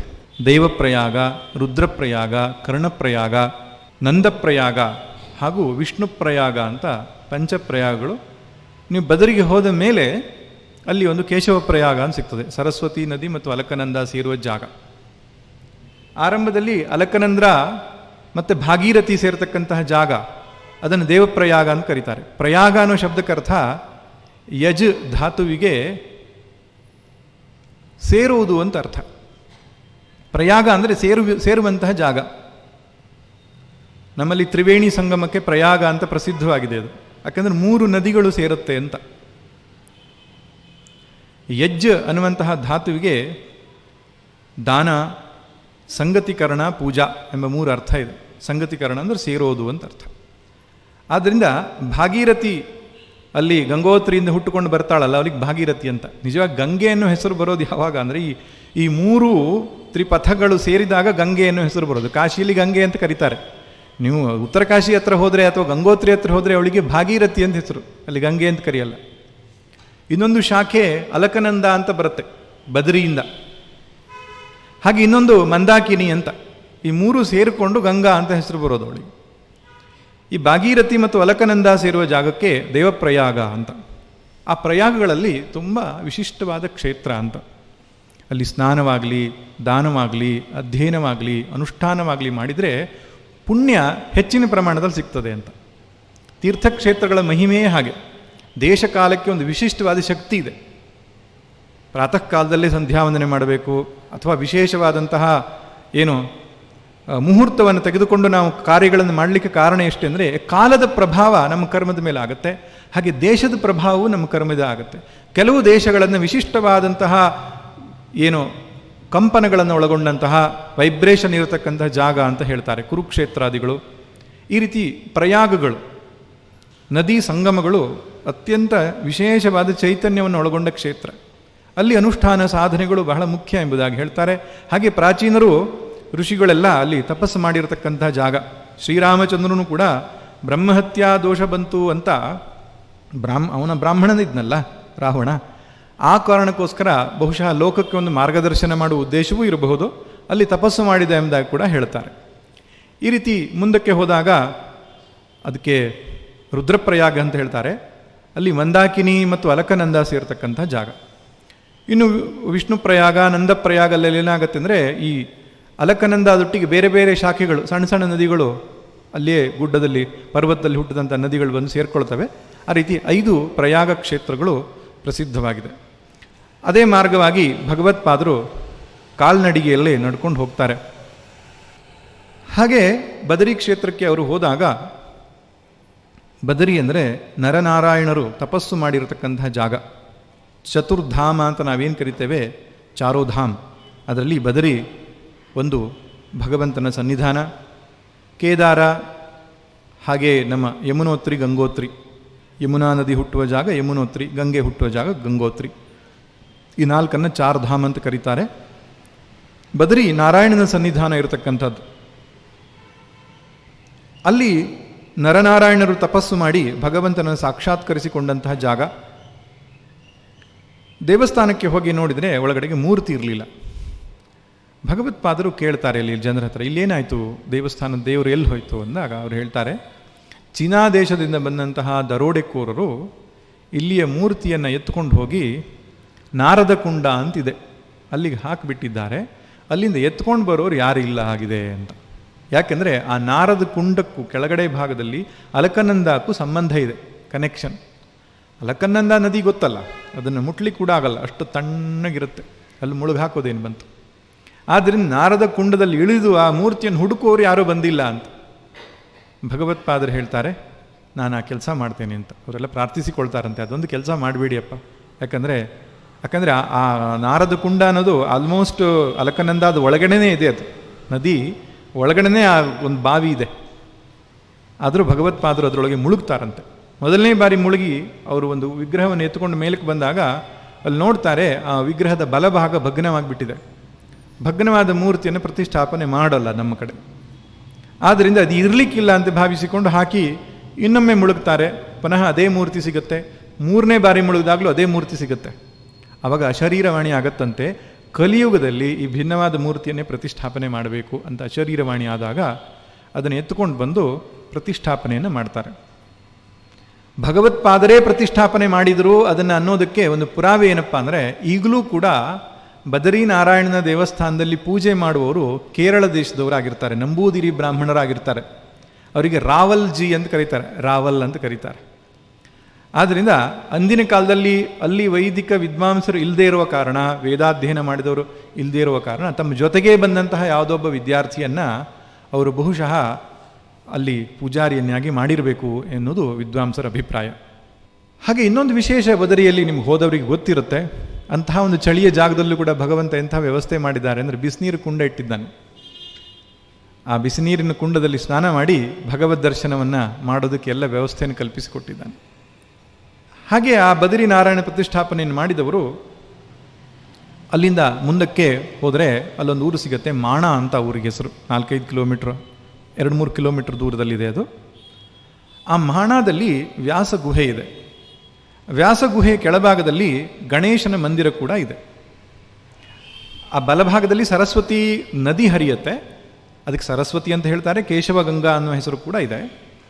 ಆದರೆ ಎದುರಿಗೆ ಸರಸ್ವತಿ ದೇವಸ್ಥಾನ ಇದೆ, ವ್ಯಾಸಗುಹೆ ಕೆಳಗಡೆ ಗಣಪತಿ ಮಂದಿರ ಇದೆ. ಇದಕ್ಕೆ ಯಾಕೆ ಅಂತ ಹೇಳಿದ್ರೆ, ಹಿಂದೆ ಮಹಾಭಾರತವನ್ನು ಬರೆಯುವಾಗ ವ್ಯಾಸರು ಗಣೇಶನ ಸಹಾಯವನ್ನು ಪಡ್ಕೊಂಡಿದ್ರಂತೆ. ಗಣೇಶ ನಾನು ಬರೀತೇನೆ ಅಂತ ಒಪ್ಪಿಕೊಂಡು ಇಬ್ಬರ ಮಧ್ಯೆ ಒಂದು ನಿಬಂಧನೆ ಆಗಿತ್ತಂತೆ. ಏನು ಅಂದರೆ, ನೀನು ಕ್ಷಣಕಾಲವೂ ನಿಲ್ಲಿಸದೆ ನನ್ನ ಕಥೆ ಹೇಳಬೇಕು ಅಂತ ಗಣಪತಿ ಹೇಳಿದಾಗ ವ್ಯಾಸರು ಹೇಳ್ತಾರಂತೆ, ನಾನು ಹೇಳೋ ಕಥೆಯನ್ನು ಸಂಪೂರ್ಣ ನೀನು ಅರ್ಥ ಮಾಡಿಕೊಂಡು, ಶ್ಲೋಕವನ್ನು ಅರ್ಥ ಮಾಡ್ಕೊಂಡು ಬರೀಬೇಕು ಅಂತ ಹೇಳಿದ್ನಂತೆ. ಇಬ್ಬರ ಮಧ್ಯೆ ಒಂದು ನಿಬಂಧನೆ. ಅವು ಗಣಪತಿ ವೇಗ ತುಂಬ ಫಾಸ್ಟ್ ಅಲ್ಲ, ಅದಕ್ಕೆ ವ್ಯಾಸರು ಏನು ಮಾಡಿದರಂತೆ, ಕೂಟ ಶ್ಲೋಕಗಳನ್ನು ಹೇಳ್ತಿದ್ರಂತೆ. ಕೂಟ ಶ್ಲೋಕಗಳಂದ್ರೇನು, ಅದನ್ನು ಸ್ವಲ್ಪ ಹೊತ್ತು ಯೋಚನೆ ಮಾಡಿ ಅರ್ಥ ಮಾಡ್ಕೊಳ್ಬೇಕು, ಅಷ್ಟು ಸುಲಭವಾಗಿ ಅರ್ಥವಾಗಲ್ಲ. ಆ ರೀತಿ ಕೂಟ ಶ್ಲೋಕಗಳನ್ನು ಹೇಳಿ ಅದನ್ನು ಅರ್ಥ ಮಾಡ್ಕೊಂಡು ಗಣಪತಿ ಬರೆಯುವಾಗ ಇವರಿಗೆ ಸಮಯ ಸಿಗ್ತಿತ್ತು ಮುಂದಿನ ವಿಚಾರ ಮಾಡಲಿಕ್ಕೆ. ಸೊ ಅವರು ಗಣಪತಿ ಅರ್ಥ ಮಾಡ್ಕೊಂಡು ಬರಿತಾ ಇದ್ದಾನೋ ಇಲ್ವೋ ಎನ್ನುವಂಥದ್ದನ್ನು ಇಬ್ಬರ ಮಧ್ಯೆ ನಡೆಯುವ ಈ ಆ ಒಪ್ಪಂದವನ್ನು ಸಾಕ್ಷಿಯಾಗಿ ಒಬ್ಬರು ಬೇಕಲ್ಲ ನೋಡಲಿಕ್ಕೆ, ಅದಕ್ಕೆ ಸರಸ್ವತಿ ಸಾಕ್ಷಿಯಾಗಿದ್ಲು ಅಂತ ಒಂದು ಪ್ರಾಚೀನವಾದ ಕಥೆ. ಹಾಗೆ ಅಲ್ಲಿ ಕೇಶವ ಗಂಗಾ ಬರುತ್ತೆ, ಅದಕ್ಕೆ ಸರಸ್ವತಿ ಅಂತ ಕೂಡ ಹೇಳ್ತಾರೆ. ಆ ಕೇಶವ ಗಂಗಾ ನದಿ ದಾಟೋದಕ್ಕೆ ಒಂದು ದೊಡ್ಡದಾದ ಬಂಡೆ ಇದೆ, ಭೀಮ ಮಾಡಿದ ಸೇತುವೆ ಅಂತ ಕೂಡ ಹೇಳ್ತಾರೆ. ಅದಕ್ಕೆ ಭೀಮ್ ಕಾ ಪೂಲ್ ಅಂತ. ಅವರು ಪಾಂಡವರು ಮಹಾಪ್ರಸ್ಥಾನ ಅಂತ ಕರೀತಾರಲ್ಲ, ಸ್ವರ್ಗಾರೋಹಣ ಮಾಡುವಾಗ ಅದೇ ದಾರಿಯಲ್ಲೇ ಹೋದದ್ದು. ನಾನು ಬದರಿಯಲ್ಲಿ ಕೆಲವು ಕಾಲ ಇರಲಿಕ್ಕೆ ಅವಕಾಶ ಆಯಿತು. ಆವಾಗ ಸ್ವರ್ಗಾರೋಹಣ ಅನ್ನುವ ಜಾಗಕ್ಕೂ ನಾನು ಹೋಗಿ ಬಂದಿದ್ದೆ. ಅದು ತುಂಬ ಕಡಿದಾದ ದಾರಿ, ಸ್ವಲ್ಪ ಕಷ್ಟ ಆಗುತ್ತೆ. ಒಂದು 2-3 ದಿನದ ಪ್ರಯಾಣ ಕೂಡ ಇದೆ. ಆ ದಾರಿಯಲ್ಲಿ ಹೋಗುವಾಗ ದ್ರೌಪದಿ ಸ್ವಲ್ಪ ಎಡವಿದ್ರಂತೆ. ಯಾಕಂದರೆ ಆ ಸರಸ್ವತಿ ನದಿಯ ಮೇಲೆ ಕಾಲನ್ನು ಇಡುವುದಕ್ಕೆ ಅವಳು ಭಯಪಟ್ಟಳಂತೆ. ಅದಕ್ಕೆ ಭೀಮ ಒಂದು ದೊಡ್ಡ ಕಲ್ಲನ್ನು ಇಟ್ಟು ಅವಳನ್ನು ದಾಟಿಸಿದ ಅಂತ ಒಂದು ಕಥೆ ಹೇಳ್ತಾರೆ ಅಲ್ಲಿ ಅವರು. ಹಾಗೆ ಅಲ್ಲಿ ಮುಂದಕ್ಕೆ ಹೋದರೆ ಸತೋಪಂಥ ಅಂತ ಬರುತ್ತೆ, ಅಲ್ಲಿ ಅರ್ಜುನ ಕೂಡ ಬಿದ್ದ. ಕೊನೆಗೆ ಸ್ವರ್ಗಾರೋಹಣ ಅಂತ ಅಲ್ಲಿ ಹೋದಾಗ ಕಾಣಿಸುತ್ತೆ ಮೆಟ್ಲಿರುವಂಥದ್ದು. ಅಲ್ಲಿ ಧರ್ಮರಾಜ ಮೆಟ್ಲು ಹತ್ತುಕೊಂಡು ಸ್ವರ್ಗಕ್ಕೆ ಹೋದ, ಅವನಿಗೆ ವಿಮಾನ ಬಂತು ಅನ್ನೋದು ಕಥೆ. ಈ ರೀತಿಯಾಗಿ ಆ ಪವಿತ್ರವಾದ ಕ್ಷೇತ್ರದಲ್ಲಿ ಭಗವತ್ಪಾದರು ಭಾಷ್ಯವನ್ನು ನಿರ್ಮಾಣ ಮಾಡತಕ್ಕಂತಹ ಒಂದು ಸಂಕಲ್ಪವನ್ನು ಮಾಡ್ತಾರೆ. ವ್ಯಾಸಗುಹೆಯಲ್ಲಿಯೇ ಇದ್ದುಕೊಂಡು ಪ್ರಸ್ಥಾನತ್ರಯಿಗೆ ಭಾಷ್ಯವನ್ನು ಬರೀತಾರೆ. ಈ ಪ್ರಸ್ಥಾನತ್ರಯಿ ಅಂದರೆ ಯಾವುದು? ಉಪನಿಷತ್ತು, ಭಗವದ್ಗೀತೆ ಮತ್ತು ಬ್ರಹ್ಮಸೂತ್ರ. ಇದಕ್ಕೆ ಪ್ರಸ್ಥಾನತ್ರಯಿ ಅಂತ ಕರೀತಾರೆ. ಪ್ರಸ್ಥಾನ ಅನ್ನೋ ಶಬ್ದಕ್ಕೆ ಪ್ರಸ್ಥೀಯತೆ ಅನೇನ ಇತಿ ಪ್ರಸ್ಥಾನಂ. ಪ್ರಸ್ಥಾನ ಅಂದರೆ ಎಲ್ಲಿಗೆ ನಿಮ್ಮ ಪ್ರಸ್ಥಾನ ಅಂತ ಕೇಳ್ತಾರಲ್ಲ, ದಾರಿ ಎಲ್ಲಿಗೆ ಅಂತ. ಪ್ರಸ್ಥಾನ ಅಂದರೆ ಹೊರಟಿದ್ದು ಅಂತ ಅರ್ಥ. ಎಲ್ಲಿಗೆ ಹೊರಟಿದ್ದು ಅಂತ ಕೇಳಬೇಕು, ಹೇಳಲಿಕ್ಕುಂಟಲ್ಲ. ಅಥವಾ ಒಮ್ಮೊಮ್ಮೆ ಮಹಾಪ್ರಸ್ಥಾನ ಅಂತ ಹೇಳ್ತಾರೆ, ದೇಹ ಬಿಟ್ಟು ಹೊರಟು ಹೋದರೆ. ಪ್ರಸ್ಥಾನ ಅಂದರೆ ಹೊರಟಿದ್ದು, ದಾರಿ ಎಂಬ ಅರ್ಥ. ಪ್ರಸ್ಥಾನತ್ರಯಿ ಅಂದರೆ ಭಗವಂತನನ್ನು ವರ್ಣಿಸುವುದಕ್ಕೆ ಹೊರಟಂತಹ 3 ಗ್ರಂಥಗಳು, ಭಗವಂತನ ನಿಜವಾದ ಸ್ವರೂಪವನ್ನು ಹೇಳುವುದಕ್ಕೆ ಹೊರಟಂಥ 3 ಗ್ರಂಥಗಳು ಪ್ರಸ್ಥಾನತ್ರಯಿ. ತ್ರಯಿ ಅಂದರೆ 3. ಒಂದು ಉಪನಿಷತ್ತು, ಇನ್ನೊಂದು ಭಗವದ್ಗೀತೆ, ಇನ್ನೊಂದು ಬ್ರಹ್ಮಸೂತ್ರ. ಇದುವೇ ಹಿಂದೂ ಸನಾತನ ಧರ್ಮದ ಆಧಾರ ಸ್ತಂಭಗಳು. ಮುಸಲ್ಮಾನರಿಗೆ ಕೇಳಿ ನಿಮ್ಮ ಧರ್ಮಗ್ರಂಥ ಯಾವುದು? ಕುರಾನ್ ಅಂತ ಹೇಳ್ತಾರೆ. ಕ್ರಿಶ್ಚಿಯನ್ರಿಗೆ ಕೇಳಿ ನಿಮ್ಮ ಧರ್ಮಗ್ರಂಥ ಯಾವುದು? ಬೈಬಲ್ ಅಂತ ಹೇಳ್ತಾರೆ. ಬುದ್ಧರಿಗೆ ಕೇಳಿ ನಿಮ್ಮ ಧರ್ಮಗ್ರಂಥ ಯಾವುದು? ತ್ರಿಪೀಠಿಕ ಹೇಳ್ತಾರೆ ಅವರು. ಹಿಂದೂಗಳಿಗೆ ಕೇಳಿ ನಿಮ್ಮ ಆಧಾರ ಗ್ರಂಥಗಳು, ಧರ್ಮಗ್ರಂಥಗಳು ಯಾವುದು ಅಂತ. ಕೆಲವರು ಭಗವದ್ಗೀತೆ ಅಂತಾರೆ, ಕೆಲವರು ರಾಮಾಯಣ ಅಂತಾರೆ, ಕೆಲವರು ಏನೇನು. ಆದರೆ ಯಾವುದು ಏನು ಹೇಳಬೇಕು ನಾವು? ಉಪನಿಷತ್ತು, ಭಗವದ್ಗೀತೆ ಮತ್ತು ಬ್ರಹ್ಮಸೂತ್ರಗಳು. ಹಿಂದೂ ಸನಾತನ ಧರ್ಮದ ಸಾರವನ್ನು ಅರ್ಥ ಮಾಡಿಕೊಳ್ಬೇಕಾದ್ರೆ ಈ 3 ಗ್ರಂಥವನ್ನು ಅಧ್ಯಯನ ಮಾಡಬೇಕು. ನಮ್ಮ ಸನಾತನ ಪರಂಪರೆಗೆ ಸೇರಿದವರಾದಂತಹ ಕೆಲವರು ಬುದ್ಧಿಜೀವಿಗಳು ಆರೋಪ ಮಾಡ್ತಾರಲ್ಲ, ಇದರಲ್ಲಿ ಕಂದಾಚಾರಗಳಿದೆ, ಮೌಢ್ಯಾಚಾರಗಳಿದೆ, ಹಾಗೆ ಹೀಗೆ ಹೇಳ್ತಾರಲ್ಲ. ಅವ್ರು ಯಾರು ಕೂಡ ಇದು 3 ಅಧ್ಯಯನ ಮಾಡಲ್ಲ. ಈ 3 ಅಧ್ಯಯನ ಮಾಡಿದರೆ ಅವ್ರಿಗೇನು ಹೇಳಲಿಕ್ಕೂ ಸಾಧ್ಯ ಆಗ್ತಿರಲಿಲ್ಲ. ಅವ್ರೇನು ಓದ್ತಾರೆ ಅಂದರೆ, ವೇದದ ಪೂರ್ವ ಭಾಗ ಕರ್ಮಕಾಂಡ ಅಂತಿದೆ, ಆ ಕರ್ಮಕಾಂಡವನ್ನು ಓದ್ತಾರೆ ಅಥವಾ ಪುರಾಣಗಳನ್ನು ಓದ್ತಾರೆ. ಅದರ ಆಧಾರದ ಮೇಲೆ ಅಯ್ಯೋ ಇವರು ದೇವತೆಗಳಿಗೆಲ್ಲ ಆ ಕಥೆಯೆಲ್ಲ ಓದ್ಕೊಂಡ್ಬಿಟ್ಟು ಇವರೆಲ್ಲ ಕನ್ಫ್ಯೂಷನ್ ಅಂತ ಹೇಳ್ತಾರೆ. ಕರ್ಮಕಾಂಡವನ್ನೆಲ್ಲ ಓದ್ಬಿಟ್ಟು ಇವರು ಸ್ವರ್ಗಕ್ಕೆ ಹೋಗುವಂಥದ್ದು ಇಂಥದ್ದೇ ಹೇಳಿದ್ದಾರೆ ಹಿಂದೂ ಧರ್ಮದಲ್ಲಿ ಅಂತ. ಹಾಗಲ್ಲ. ಹಿಂದೂ ಸನಾತನ ಧರ್ಮದ ನಿಜವಾದ ನಿಶ್ಚಯ ಯಾವುದು? ಪರಮಾತ್ಮ, ಜೀವಾತ್ಮ, ಈ ಸೃಷ್ಟಿ, ಮೋಕ್ಷ, ಬಂಧನ ಈ ವಿಷಯವಾಗಿ ಹಿಂದೂ ಸನಾತನ ಧರ್ಮೀಯರ ಚಿಂತನೆ ಯಾವುದು ಅಂತ ನೀವು ಅರ್ಥ ಮಾಡಿಕೊಳ್ಬೇಕಾದ್ರೆ ಈ 3 ಗ್ರಂಥವನ್ನು ಓದಬೇಕು. ಉಪನಿಷತ್ತುಗಳು, ಶ್ರೀಮದ್ ಭಗವದ್ಗೀತೆ ಹಾಗೂ ಬ್ರಹ್ಮಸೂತ್ರ. ಆಚಾರ್ಯ ಶಂಕರರು ಈ 3 ಗ್ರಂಥಗಳಿಗೂ ಭಾಷ್ಯವನ್ನು ಬರೆದರು, ವಿವರಣೆಯನ್ನು ಬರೆದರು. ತದನಂತರ ಬಂದಂತಹ ರಾಮಾನುಜರು, ಮಧ್ವಾಚಾರ್ಯರು ಎಲ್ಲರೂ ಕೂಡ ಇದಕ್ಕೆ ಭಾಷ್ಯವನ್ನು ಬರೀತಾರೆ. ಮೊದಲು ಶುರು ಮಾಡಿದ್ದು ಭಗವತ್ಪಾದರು. ಬಹುಶಃ ಅವರು ಶುರು ಮಾಡೋದಕ್ಕಿಂತ ಮುಂಚೆ ಪರಂಪರೆಯಲ್ಲಿಯೇ ಈ 3 ಗ್ರಂಥಗಳ ವ್ಯಾಖ್ಯಾನ ಮಾಡುವಂತಹ ಒಂದು ಪ್ರಕ್ರಿಯೆ ಇತ್ತು ಅನ್ಸುತ್ತೆ. ಅವರೇ ಗೀತಾಭಾಷ್ಯದಲ್ಲಿ ಒಂದು ಕಡೆಗೆ ಬರೀತಾರೆ, ಆ ಚಿಂತನೆ ಅನ್ನುವಂದು ಸಮರ್ಪಕವಾಗಿಲ್ಲದೆ ಇರೋದರಿಂದ ನಾನು ಪುನಃ ಒಂದು ಭಾಷ್ಯವನ್ನು ಬರೀಬೇಕಾಗಿ ಬಂತು ಅಂತ. ಯಾಕೆ ಈ 3 ಗ್ರಂಥಗಳನ್ನು ಆಯ್ದುಕೊಂಡ್ರು ಅಂದರೆ, ಒಂದು ಶ್ರುತಿ ಪ್ರಸ್ಥಾನ, ಇನ್ನೊಂದು ಸ್ಮೃತಿ ಪ್ರಸ್ಥಾನ, ಮತ್ತೊಂದು ನ್ಯಾಯ ಪ್ರಸ್ಥಾನ ಅಂತ ಕರೀತಾರೆ ಇದಕ್ಕೆ. ಶ್ರುತಿ ಪ್ರಸ್ಥಾನ ಅಂದರೆ ಉಪನಿಷತ್ತುಗಳು, ಸ್ಮೃತಿ ಪ್ರಸ್ಥಾನ ಅಂದರೆ ಭಗವದ್ಗೀತೆ, ನ್ಯಾಯ ಪ್ರಸ್ಥಾನ ಅಂದರೆ ಬ್ರಹ್ಮಸೂತ್ರ. ವೈದಿಕ ಸನಾತನ ಸಂಸ್ಕೃತಿ ನಮ್ಮದು. ಅಲ್ಲಿ ಮೂಲ ಪ್ರಮಾಣ ಗ್ರಂಥಗಳು ನಮಗೆ ವೇದ. ವೇದಗಳಲ್ಲಿ ಹೇಳಿರ್ತಕ್ಕಂಥ ಸಂಗತಿ ಯಾವುದೇ ವ್ಯಕ್ತಿ ಬರೆದಂಥದ್ದಲ್ಲ, ಯಾವುದೇ ಮನುಷ್ಯ ಬುದ್ಧಿಪೂರ್ವಕವಾಗಿ ರಚನೆ ಮಾಡಿದ ಗ್ರಂಥಗಳಲ್ಲ. ಅವು ಸಾಕ್ಷಾತ್ ಭಗವಂತನಿಂದ ಋಷಿಗಳ ಹೃದಯದಲ್ಲಿ ಸ್ಫುರಿಸಿದಂತಹ ವಿಚಾರಧಾರೆ. ಅದಕ್ಕೆ ಶ್ರುತಿ ಅನ್ನುವ ಹೆಸರಿದೆ. ಶ್ರುತಿ ಅಂದರೆ ಹರ್ಡ್, ಕೇಳಿದ್ದು ಅಂತ ಅರ್ಥ. ಎಲ್ಲಿ ಕೇಳಿದ್ದು? ಈ ಕಿವಿಲಿ ಕೇಳಿದ್ದಲ್ಲ, ಅದು ಅವರ ಒಳಮನಸ್ಸಿಗೆ ಕೇಳಿದ್ದು. ಒಳಮನಸ್ಸಿಗೂ ಕೇಳುವ ಶಕ್ತಿ ಇದೆ, ಗೊತ್ತಾ ನಿಮಗೆ?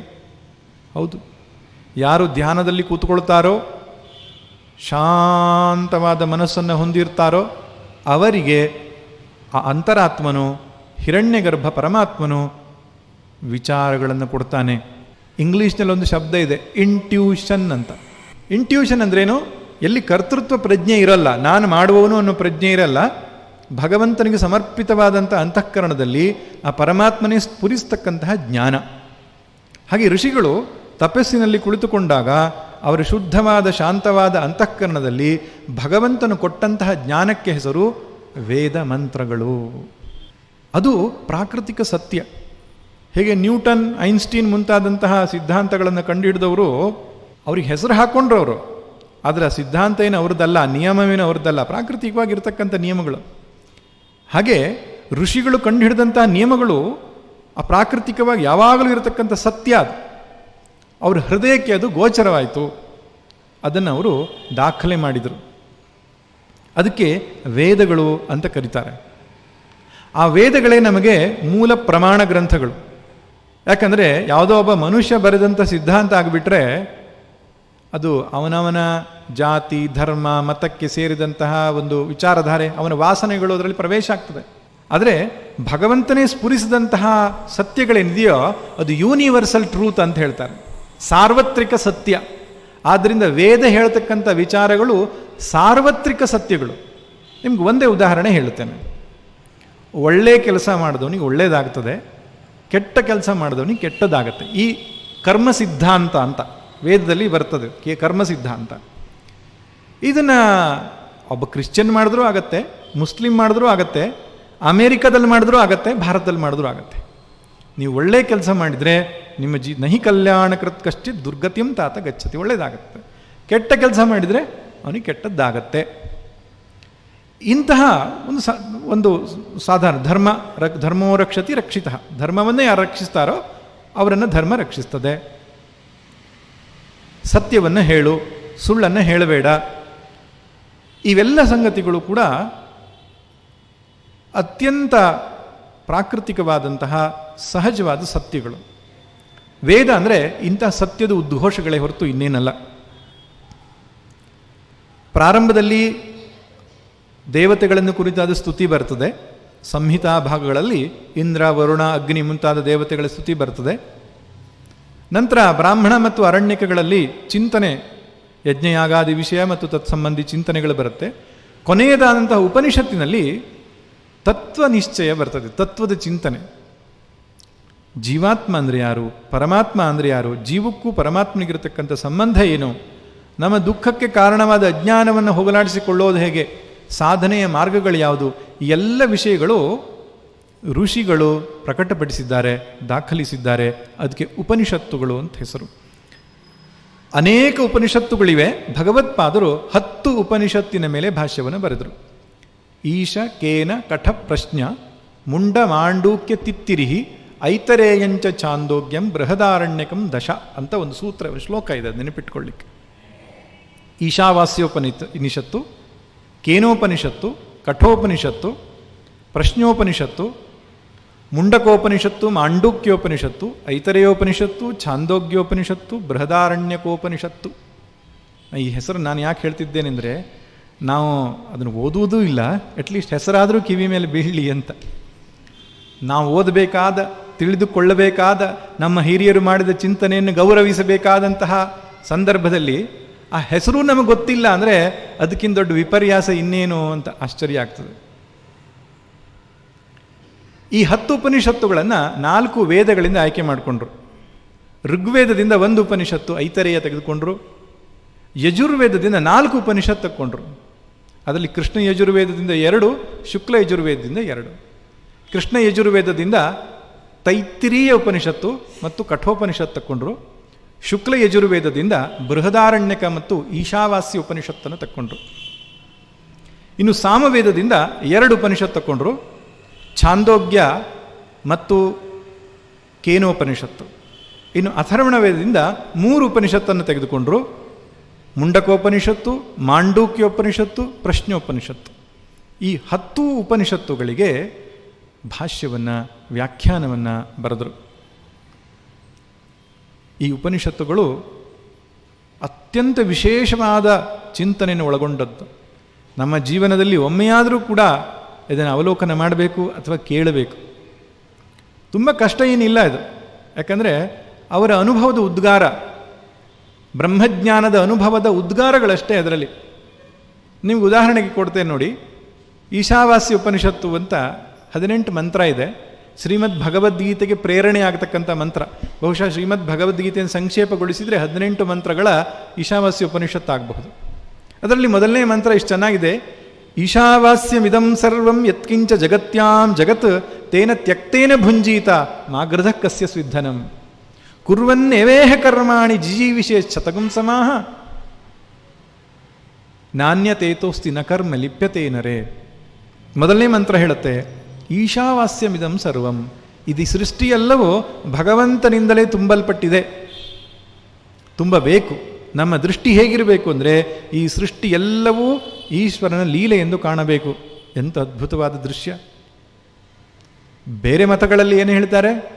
ದೇವರು ಅಂದರೆ ಈ ಸೃಷ್ಟಿಯನ್ನು ಮಾಡಿ ಎಲ್ಲೋ ಮೂಲೆಯಲ್ಲಿ ಕೂತ್ಕೊಂಡಿದ್ದಾನೆ ಅಂತ. ನಮ್ಮಲ್ಲಿ ಏನು ಹೇಳ್ತೇವೆ? ಈಶಾವಾಸ್ಯಮಿದಂ ಸರ್ವಂ, ಈ ಜಗತ್ತೆಲ್ಲವೂ ಭಗವಂತನ ವಿಲಾಸ, ಭಗವಂತನ ಲೀಲೆ. ಕಣ್ತೆರೆದು ನೋಡು ಚಿತ್ ಸತ್ವಮೂರ್ತಿಯ ನೃತ್ಯ, ಕಣ್ಮುಚ್ಚಿ ನೋಡು ನಿಶ್ಚಲ ಶುದ್ಧ ಸತ್ವ. ಉನ್ಮುಖನು ನೀನೆರಡು ಜಗಕ್ಕೆ ಮಿರುತಿರಲಾಗ ಹೃನ್ಮಧ್ಯದಲ್ಲಿ ಶಾಂತಿ ಮಂಕುತಿಮ್ಮ. ಜಗತ್ತನ್ನು ಭಗವದ್ದೃಷ್ಟಿಯಿಂದ ಕಾಣೋದು ಕಲ್ತು ಬಿಟ್ರೆ ಎಷ್ಟು ಅದ್ಭುತ! ಈಶಾವಾಸ್ಯವಿದಂ ಯತ್ಕಿಂಚ ಜಗತ್ಯಾಂ ಜಗತ್, ಈ ಜಗತ್ನಲ್ಲಿರ್ತಕ್ಕಂತಹ ಸಣ್ಣ ಪುಟ್ಟ ವಸ್ತುಗಳಲ್ಲಿಯೂ ಕೂಡ ಭಗವಂತನ ಸಾನ್ನಿಧ್ಯವನ್ನು ಕಾಣೋ. ಮತ್ತೆ ತೇನ ತ್ಯಕ್ತೇನ ಭುಂಜೀತಾ, ಈ ಜಗತ್ತೆಲ್ಲವೂ ಪರಮಾತ್ಮನಾದ ಮೇಲೆ ನೀನೇನು ಅನುಭವಿಸ್ತೀಯೋ ಅದೆಲ್ಲವೂ ಭಗವಂತನ ಪ್ರಸಾದ ಅಂತ ತಿಳ್ಕೊ. ನಂದು ಅಂತ ಎಲ್ಲೂ ಮಾಡಬೇಡ. ಎಂಥ ಅದ್ಭುತವಾದ ಸೂಚನೆ! ತೇನ ತ್ಯಕ್ತೇನ ಭುಂಜೀತ, ಭಗವಂತನು ಕೊಟ್ಟ ಪ್ರಸಾದವನ್ನು ಅನುಭವಿಸು, ಅಥವಾ ಭಗವಂತನಿಗೆ ಸಮರ್ಪಣೆ ಮಾಡಿ ಅನುಭವಿಸು. ನೀನೇನು ಸಂಪಾದಿಸ್ತೀಯೋ ಅದು ಅವನು ಕೊಟ್ಟಂಥ ಉಡುಗೊರೆ, ಅವನು ಕೊಟ್ಟಂಥ ಕಾಣಿಕೆ ಅನ್ನೋ ಭಾವನೆ ಇರಲಿ.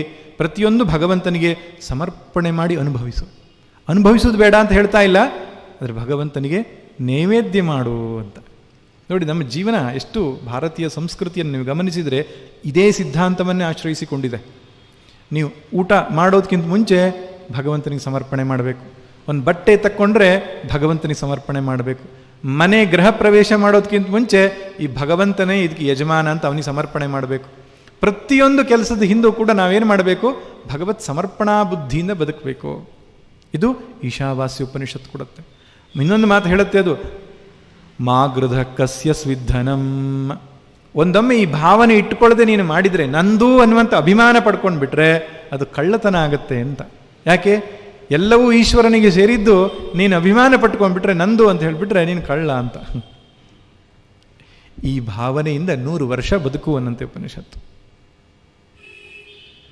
ಈ ರೀತಿ ಕಠ, ಕೇನ, ಮುಂಡಕ, ಮಾಂಡೂಕ್ಯ, ಇನ್ನು ಬೃಹದಾರಣ್ಯಕ ಅಂತಕ್ಕಂಥ ಉಪನಿಷತ್ತು, ಯಾಜ್ಞವಲ್ಕ್ಯ ಮಹರ್ಷಿಗಳ ಅದ್ಭುತವಾದ ದರ್ಶನ, ಆ ಕಥೆಗಳನ್ನು ನಾವು ಕೇಳಬೇಕು.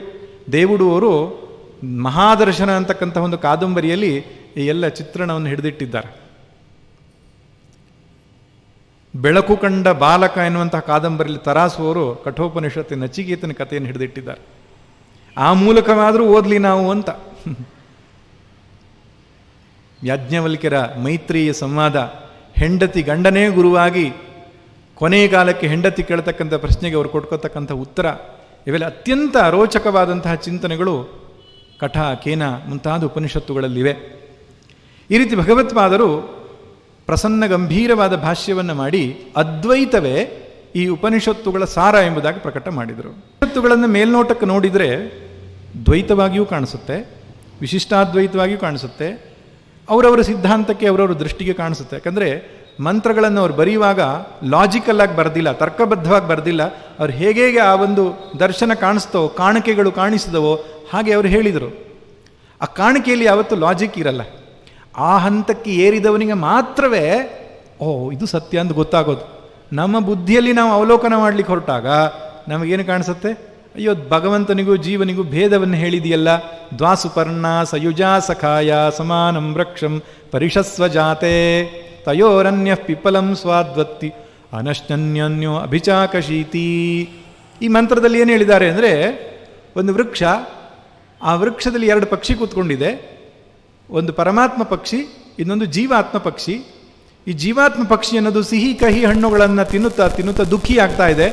ಅದನ್ನು ನೋಡಿ ಪರಮಾತ್ಮ ಪಕ್ಷಿ ಶಾಂತವಾಗಿ ಕುಳಿತುಕೊಂಡಿದೆ ಅಂತ ಬರುತ್ತೆ. ಇದು ಮುಂಡಕೋಪನಿಷತ್ತಲ್ಲಿ ಬರತಕ್ಕಂಥ ಮತ್ತು ವೇದದ ಸಂಹಿತಾ ಭಾಗದಲ್ಲಿ, ಋಗ್ವೇದ ಸಂಹಿತೆಯಲ್ಲಿ ಬರುತ್ತೆ ಈ ಮಂತ್ರ. ಇದರ ಅರ್ಥವನ್ನು ಮಾಡುವಾಗ ದ್ವೈತ ಸಿದ್ಧಾಂತದವರು ನೋಡಿ ಇಲ್ಲಿ ದ್ವೈತವನ್ನು ಹೇಳಿದ್ದಾರೆ ಎಂದರು. ಯಾಕೆ? ಮರ ಅಂದರೆ ದೇಹ. ನಮ್ಮ ದೇಹದಲ್ಲಿ ಅಂತರ್ಯಾಮಿಯಾದ ಪರಮಾತ್ಮನೂ ಇದ್ದಾನೆ, ಜೀವಾತ್ಮನೂ ಇದ್ದಾನೆ. ಜೀವಾತ್ಮನು ಸುಖ ಕಷ್ಟವನ್ನು ಅನುಭವಿಸ್ತಾ ದುಃಖಿಯಾಗಿದ್ದಾನೆ, ಪರಮಾತ್ಮನು ಶಾಂತನಾಗಿ ಒಳಗಡೆಗಿದ್ದಾನೆ. ಆದ್ದರಿಂದ ದೇಹದಲ್ಲಿ ಅಂತರ್ಯಾಮಿಯಾದ ಪರಮಾತ್ಮ ಮತ್ತು ಜೀವಾತ್ಮ ಇವೆರಡೂ ಇರತಕ್ಕಂತಹ ಒಂದು ಸಂದೇಶ ಉಪನಿಷತ್ತು ಕೊಡ್ತಾ ಇದೆ ಅಂತ ಹೇಳಿದರು. ಮೇಲ್ನೋಟಕ್ಕೆ ಹಾಗೆ ಕಾಣಿಸುತ್ತೆ. ಇನ್ನೊಂದು ಉಪನಿಷತ್ತು ಹೇಳುತ್ತೆ, ತಸ್ಮಾದ್ವಾ ಏತಸ್ಮಾದಾತ್ಮನಃ ಆಕಾಶ ಸಂಭೂತಃ ಆಕಾಶಾದ್ವಾಯು ವಾಯೋರಗ್ನಿ ಅಗ್ನೇರಾಪಃ. ಸೃಷ್ಟಿಯನ್ನು ಪರಮಾತ್ಮ ಮಾಡಿದ, ಪರಮಾತ್ಮನಿಂದ ಪಂಚಮಹಾಭೂತಗಳು ಬಂದವು, ಭೂತಭೌತಿಕ ಸೃಷ್ಟಿಯಾದುವಂತ ಒಂದು ಉಪನಿಷತ್ತು ಹೇಳುತ್ತೆ. ಅದನ್ನು ನೋಡಿದರೆ ಏನನ್ಸುತ್ತೆ? ಭಗವಂತ ಎಲ್ಲೋ ಕೂತ್ಕೊಂಡು ಸೃಷ್ಟಿ ಮಾಡಿದ್ದಾನೆ ಅಂತ ಅನಿಸುತ್ತೆ. ಇದಕ್ಕೆ ವಿರೋಧಾಭಾಸವಾದ ವಾಕ್ಯಗಳು ಅಂತ ಹೇಳ್ತಾರೆ. ಇದನ್ನೆಲ್ಲವನ್ನೂ ಸಮನ್ವಯ ಮಾಡಿ ಭಗವತ್ಪಾದರು ಅದ್ವೈತವೇ ಎಲ್ಲ ಉಪನಿಷತ್ತುಗಳ ಸಿದ್ಧಾಂತ ಅಂತ ಮಾಡಿದರು. ಈ ಅದ್ವೈತ ಅಂದ ತಕ್ಷಣ ಅದ್ವೈತ ಅಂದರೆ ಏನು ಅಂತ ಹೇಳಬೇಕಾಗ್ತದೆ. ಅದ್ವೈತ ಅಂದರೆ 2 ಇಲ್ಲದ್ದು ಅಂತ. ದ್ವೈತಂ ಅಂದರೆ 2. ದ್ವೈತಸ್ಯ ಭಾವ ದ್ವೈತ, 2ರ ಒಂದು ಅಸ್ತಿತ್ವ. ನ ದ್ವೈತಂ ಅದ್ವೈತಂ, 2 ಇಲ್ಲದ್ದು ಅದ್ವೈತ ಅಂತ. 2 ಅಂದರೆ 3, 4 ಎಲ್ಲ ಸೇರ್ಕೊಳ್ಳುತ್ತೆ ಅದರಲ್ಲಿ. ಹಾಗಾದ್ರೆ ಏನು? ಇರುವುದೇನಪ್ಪ? ಒಂದೇ ಒಂದು ಸದ್ವಸ್ತು, ಚೈತನ್ಯ ವಸ್ತು, ಪರಬ್ರಹ್ಮ ವಸ್ತು ಒಂದೇ ಇರೋದು. ಅದಕ್ಕಿಂತ ಮಿಗಿಲಾಗಿ ಇನ್ನೊಂದು ಇಲ್ಲ ಈ ಸೃಷ್ಟಿಯಲ್ಲಿ. ಇದೇ ಅದ್ವೈತ ಸಿದ್ಧಾಂತ, ಬೇರೆ ಇನ್ನೇನಿಲ್ಲ. ವಾಸುದೇವ ಸರ್ವಂ ಪುರುಷ ಏವ ಇದಗಂ ಸರ್ವಂ ಸರ್ವಂ ವಿಷ್ಣುಮಯಂ ಜಗತ್. ಭಗವಂತನೊಬ್ಬನೇ ಇರುವುದು, ಅವನಿಗಿಂತ ಮಿಗಿಲಾಗಿ ಇನ್ನೊಂದಿಲ್ಲ. ಇದಕ್ಕೆ ಹೆಸರು ಅದ್ವೈತ. ಆದರೆ ನಮ್ಮ ಕಣ್ಣಿಗೆ ಕಾಣತಕ್ಕಂಥದ್ದೆಲ್ಲ ದ್ವೈತ ಅಲ್ಲ. ಎಷ್ಟು ದ್ವೈತಗಳಿದೆ. ಜೀವಕ್ಕೆ ಭೇದ, ಜೀವ ಜಗತ್ತಿಗೆ ಭೇದ, ಜೀವಕ್ಕೂ ಈಶ್ವರನಿಗೂ ಭೇದ ಅಲ್ಲ, ಬರೀ ಭೇದವೇ ಉಂಟು. ಹಾಗಾದರೆ ಏನಿದು ಅದ್ವೈತ? ಈ ಅದ್ವೈತ ಸಿದ್ಧಾಂತವನ್ನು ನೆನಪಿಟ್ಟುಕೊಳ್ಳಿಕ್ಕೆ ಒಂದು ಅರ್ಧ ಶ್ಲೋಕವನ್ನು ಕೂಡ ಕೊಟ್ಟಿದ್ದಾರೆ. ಅದು ನೆನಪಿಟ್ಟುಕೋಬೇಕು. ಬ್ರಹ್ಮಸತ್ಯಂ ಜಗನ್ಮಿಥ್ಯ ಜೀವೋ ಬ್ರಹ್ಮೈವ ನಾಪರಹ. ಇದು ಭಗವತ್ಪಾದರ ಸಿದ್ಧಾಂತವನ್ನು ನಟ್ಶೆಲ್ ಒಂದು ಸೂತ್ರ ರೂಪದಲ್ಲಿ ಇಟ್ಕೊಳ್ಬೇಕಂತ ವಾಕ್ಯ. ವೇದಾಂತ ಡಿಂಡಿಮಕಾರ ಒಂದು ಕಡೆ ಹೇಳ್ತಾನೆ, ಶ್ಲೋಕಾರ್ಧೇನ ಪ್ರವಕ್ಷ್ಯಾಮಿ ಯದುಕ್ತಂ ಗ್ರಂಥಕೋಟಿಭಿ ಬ್ರಹ್ಮಸತ್ಯಂ ಜಗನ್ಮಿಥ್ಯ ಜೀವೋ ಬ್ರಹ್ಮೈವ ನಾಪರಹ. ಯದುಕ್ತಂ ಗ್ರಂಥಕೋಟಿಭಿ, ಕೋಟಿ ಕೋಟಿ ಗ್ರಂಥಗಳಲ್ಲಿ ಪ್ರತಿಪಾದನೆ ಆಗಿರತಕ್ಕಂಥ ವಿಚಾರಗಳನ್ನು ಅರ್ಧ ಶ್ಲೋಕದಲ್ಲಿ ಹೇಳ್ತೇನೆ ಅಂತ. ಈ ಅರ್ಧ ಶ್ಲೋಕ ನೆನಪಿಟ್ಟುಕೊಂಡ್ರೆ ನೀವು ಎಲ್ಲ ಸಾರ ಸರ್ವಸ್ವ ಶಾಸ್ತ್ರಗಳ ಸಾರ ಸರ್ವಸ್ವ ನೆನಪಿಟ್ಟುಕೊಂಡಾಗುತ್ತೆ. ಏನು? ಬ್ರಹ್ಮಸತ್ಯಂ ಜಗನ್ಮಿಥ್ಯಾ ಜೀವೋ ಬ್ರಹ್ಮೈವ ನ ಪರಹ ನ ಅಪರಹ. ಏನಿದ್ರ ಅರ್ಥ? ಬ್ರಹ್ಮಸತ್ಯಂ, ಪರಬ್ರಹ್ಮ ಒಬ್ಬನೇ ಸತ್ಯವಾದದ್ದು. ಜಗನ್ಮಿಥ್ಯ, ಈ ದ್ವೈತ ಅನ್ನುವಂಥದ್ದು ಜೀವ ಆಗಲಿ ಜಡವಾದಂಥ ಪ್ರಪಂಚವಾಗಲಿ ಎಲ್ಲವೂ ಮಿಥ್ಯ ಅಂದರೆ ಬರೀ ತೋರಿಕೆ ಅಷ್ಟೆ.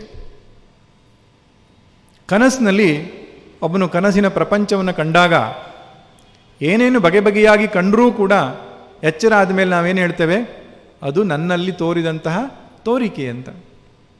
ಹಾಗೆ ಈ ಬಾಹ್ಯ ಜಗತ್ತು ಅನ್ನುವಂಥದ್ದು ಮಾಯೆಯಿಂದ ಆದಂತಹ ಒಂದು ಸೃಷ್ಟಿ. ಆದ್ದರಿಂದ ಆ ಭಗವಂತ ಎನ್ನತಕ್ಕಂಥ ಒಂದು ಹಗ್ಗದ ಮೇಲೆ ಮಾಯೆ ಎನ್ನತಕ್ಕಂಥ ಹಾವು ಸೃಷ್ಟಿಯಾಗಿಬಿಟ್ಟಿದೆ. ಪ್ರಪಂಚ ಅನ್ನುವ ಹಾವು ಸೃಷ್ಟಿಯಾಗಿದೆ. ಸತ್ಯ ಯಾವುದು? ಹಗ್ಗ ಮಾತ್ರ ಸತ್ಯ, ಹಾವು ಸುಳ್ಳು. ಇದು ಯಾವಾಗ ಗೊತ್ತಾಗ್ತದೆ? ಸರಿಯಾಗಿ ಟಾರ್ಚ್ ಬಿಟ್ಟು ನೋಡಿದರೆ ಗೊತ್ತಾಗ್ತದೆ. ಟಾರ್ಚ್ ಯಾವುದು? ಉಪನಿಷತ್ತುಗಳೇ ಟಾರ್ಚ್. ಉಪನಿಷತ್ತನ್ನು ಸರಿಯಾಗಿ ಅಧ್ಯಯನ ಮಾಡಿದರೆ, ಚಿಂತನೆ ಮಾಡಿದರೆ, ಶಂಕರ ಭಾಷ್ಯ ಅನುಸಾರಿಯಾಗಿ ನಾವು ಹೋದರೆ ನಮಗಿದು ಗೊತ್ತಾಗ್ತದೆ, ಇಲ್ಲಿ ಎರಡು ಇಲ್ಲ ಅಂತ. ಎರಡಾಗಿ ತೋರ್ತಾ ಇದೆ ಅಷ್ಟೇ. ಇರುವುದೊಂದೇ ಎರಡಾಗಿ ತೋರ್ತಾ ಇದೆ ಹೊರತು ವಾಸ್ತವವಾಗಿ ಎರಡಿಲ್ಲ. ಆದರೆ ಬೇರೆ ಸಿದ್ಧಾಂತದವ್ರು ಏನು ಹೇಳ್ತಾರೆ? ಇಲ್ಲಿ ಅನೇಕ ಇದೆ, ಇಲ್ಲಿ ಎರಡಿದೆ, ಇಲ್ಲಿ ಬಗೆ ಬಗೆಯಾಗಿದೆ ಅಂತ. ನೋಡಿ, ನಾವು ಉಪನಿಷತ್ತಿನ ಸುದ್ದಿಗೆ ಹೋಗೋದು ಬೇಡ, ಸುಮ್ಮನೆ ನಮ್ಮ ಬುದ್ಧಿಯಲ್ಲಿ ಯೋಚನೆ ಮಾಡೋಣ. ಒಂದೊಮ್ಮೆ ಭಗವಂತನಿಗಿಂತ ಮೀರಿ ಇನ್ನೊಂದು ವಸ್ತು ಇದ್ದರೆ ಏನು ಸಮಸ್ಯೆ ಆಗ್ತದೆ ಹೇಳಿ? ಭಗವಂತನು ಶಾಂತನಾಗಿ ಬಿಡ್ತಾನೆ. ಅವನಿಗೆ ಅನಂತತ್ವ ಸಿದ್ಧಿಸೋದೇ ಇಲ್ಲ. ಯಾಕೆ? ಅವನಿಗಿಂತ ಇನ್ನೊಂದು ಲಿಮಿಟ್ ಮಾಡ್ತಕ್ಕಂಥ ವಸ್ತು ಇದೆಯಲ್ಲ. ಉದಾಹರಣೆ ನಿಮ್ಗೆ ಕೊಡಬೇಕಾದ್ರೆ, ಭಗವಂತ ಎಲ್ಲೋ ಕೂತ್ಕೊಂಡಿದ್ದಾನೆ, ಇನ್ನೊಂದು ಸೃಷ್ಟಿ ಮಾಡಿದ್ದಾನೆ ಅಂತ ಇಟ್ಟುಕೊಳ್ಳಿ. ದೇಶಕಾಲದ ಶಾಂತತ್ವ ಬರ್ತದೆ ನೋಡಿ. ಇಷ್ಟು ನಾವು ಯೋಚನೆ ಮಾಡಲ್ಲ ಅಂದರೆ ಇನ್ನೇನು ಎಲ್ಲಿಗೆ ಹೋಗಬೇಕು ಅಂತ ಗೊತ್ತಾಗಲ್ಲ. ಅವನಿಗೆಲ್ಲೋ ಇದ್ದಾನೆ, ಇಲ್ಲಿಲ್ಲ ಅನ್ನೋದು ಭಗವಂತನಿಗೆ ಮಾಡಿರತಕ್ಕಂಥ ಅಪಚಾರವೇ ಹೊರತು ಅವನ ಸ್ತುತಿ ಅಲ್ಲ ಅದು. ಆದ್ದರಿಂದ ಅವನಿಗಿಂತ ಬೇರೆಯಾದ ಇನ್ನೊಂದು ವಸ್ತು ಇದೆ ಅಂತ ಹೇಳಿದ ತಕ್ಷಣ, ಪಾರಮಾರ್ಥಿಕವಾಗಿ ಒಂದು ವಸ್ತು ಇದೆ ಅಂತ ಹೇಳಿದ ತಕ್ಷಣ ಏನಾಯಿತು? ಅವನು ಭಗವಂತನಾಗುವುದೇ ಇಲ್ಲ. ಆದ್ದರಿಂದ ಏನು ಹೇಳಬೇಕಾಯಿತು? ಇರುವುದು ಅವನೊಬ್ಬನೇ, ಅವನೊಬ್ಬನೇ ಅನೇಕವಾಗಿ ತೋರ್ತಾ ಇದ್ದಾನೆ. ನೇಹ ನಾನಾಸ್ತಿ ಕಿಂಚನ. ಉಪನಿಷತ್ತೇ ಹೇಳುತ್ತೆ ಇಲ್ಲಿ ನಾನಾತ್ವ ಇಲ್ಲ ಅಂತ. ಇಲ್ಲಿ ಬಗೆ ಬಗೆಯಾಗಿ ತೋರುವಂಥದ್ದು ಬರೀ ತೋರಿಕೆಯೇ ಹೊರತು ವಾಸ್ತವವಾಗಿ ಇಲ್ಲ.